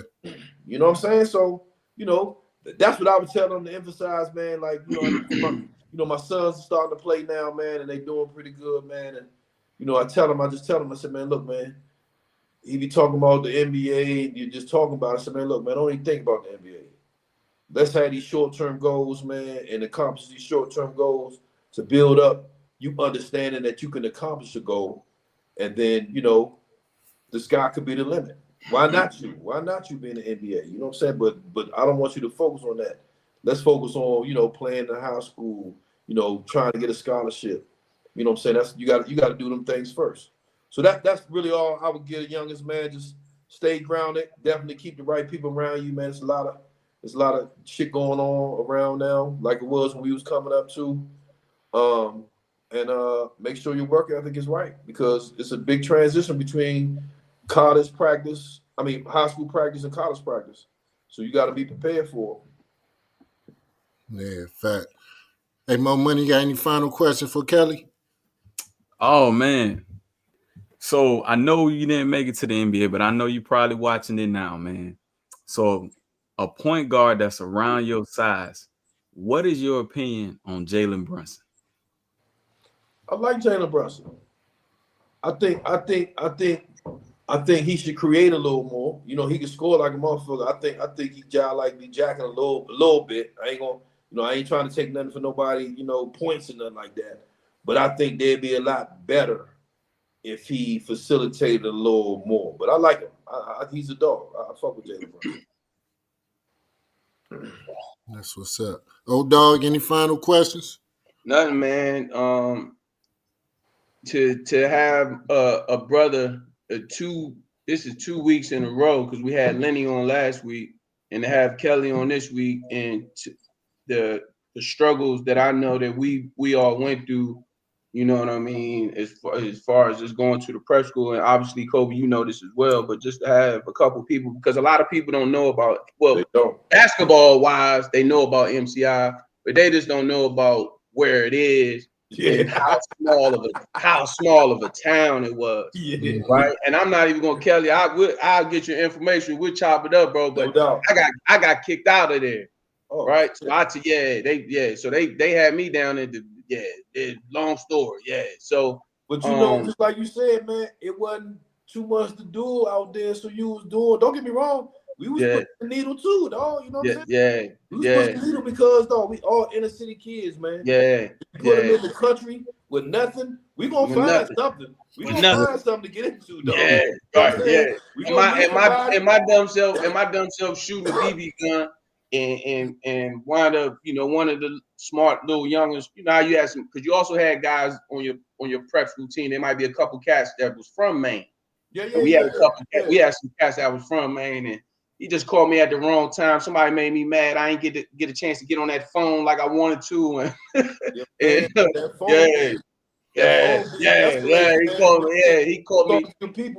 Yeah, he called me at the wrong time or whatever. But I just say all that to say, man, salute to you, because it takes a special person to go up there. You know what I'm saying? That lets you know, that you truly passionate and you really care and love the game and appreciate the game. So, just want to say salute to you, man. And it was an honor and a privilege. I've seen you play for a very long time, like we were talking about before, when you was playing up at High Point and playing up at Kennedy and playing against Treon and Shaq and those guys or whatever the case may be. So just salute to you, man, and keep doing it. And we appreciate you coming on the show, man. And you are a guest anytime come on and rock with us whenever, man. Man, So, I appreciate it, man. I really appreciate it. Really humbling, man. Appreciate Cole reaching out to me, man. And man, I'm a tune in now, man, because like I said, I'm kind of out the loop with a lot of stuff, man. I just be focused on my kids and my family, man. And but this I enjoyed this, man. I really enjoyed it, man. You know what I'm saying? This was nice, man. And great to show guys like me the love, man, and because we want to be recognized, you know what I'm saying, at the end of the day, man. And to let people know that it was a time and it was an era where motherfuckers held their own. Yes, sir. And rightfully so, everybody should get that shine, you know what I mean, that did that, man. So I'm definitely going to keep tuning in with y'all, man, and I really appreciate y'all, even the invitation. Cole, you got my number. We're gonna keep in contact now, man, and just shit, man. If y'all ever in Colorado, you know what I'm saying, hit me up. Yeah, I'm gonna come up there and check out my a good friend of mine in Poon. A guy by Coach Harrell, Coach Flea Harrell, he the assistant head coach. So he the number Flea. Oh, okay. Yeah, at Colorado, he the number 2 in charge. Okay. So Flea, he number 2 in charge. So he got out.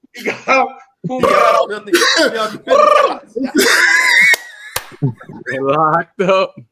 Hey, boom. Man, damn. What I mean, you said a safety? No. Hey, look, so I had to send a couple texts. I was like, man, I was fried. I was on the 20 milligrams. I was on the 20. They didn't call it, but they was about to get the safety. Hey, he threw the ball. I was fried. I told you he was on the gummy. I was on the gummy. Hey, he was dead serious about that safety though, boy. Hey, I thought it happened. I was fried. Crazy. But nah, like I said, man, appreciate it, man. It was definitely an honor to talk to a fellow MCI. Because we definitely know, you know what I'm saying, what that thing did to us, you know what I'm saying?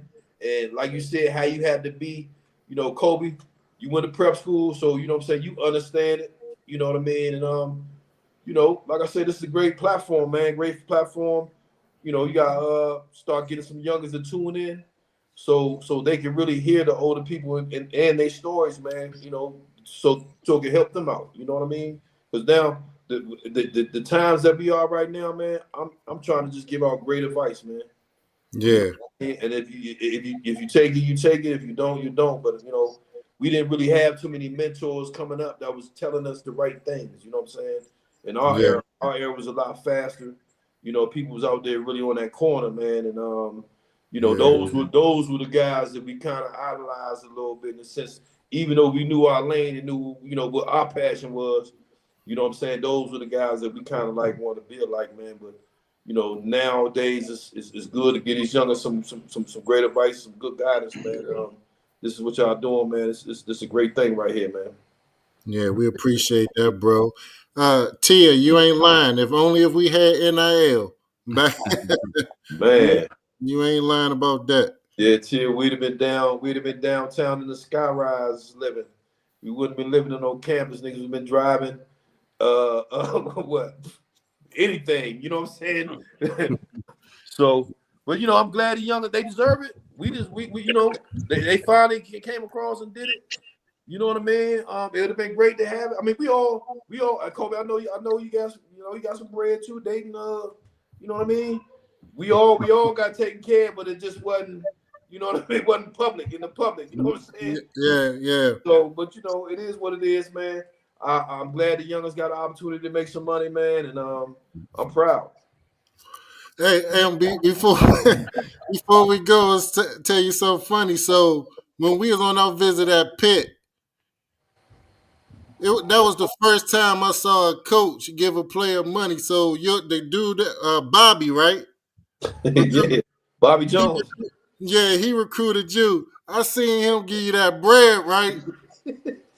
I got on the phone, man. I said, "Hey, Tom Crean, hey." What's going on? What's going on? Yeah. Hey, I didn't know y'all was giving out stipends. Hey. Yeah, no doubt. No doubt. The stipend was in play from the beginning, champ. Yeah. And then we went on and had a good old night. No doubt. We sure did. Hey, Mo Money, get us out of here, bro. Man, special thanks to our guest, KT. We'd like to thank all the viewers and listeners for following this show. Hit that subscribe button. And until next time, we out. Peace. Peace, man. Appreciate y'all. Yep. Much love, man. Y'all be safe. Salute, brother. Yep.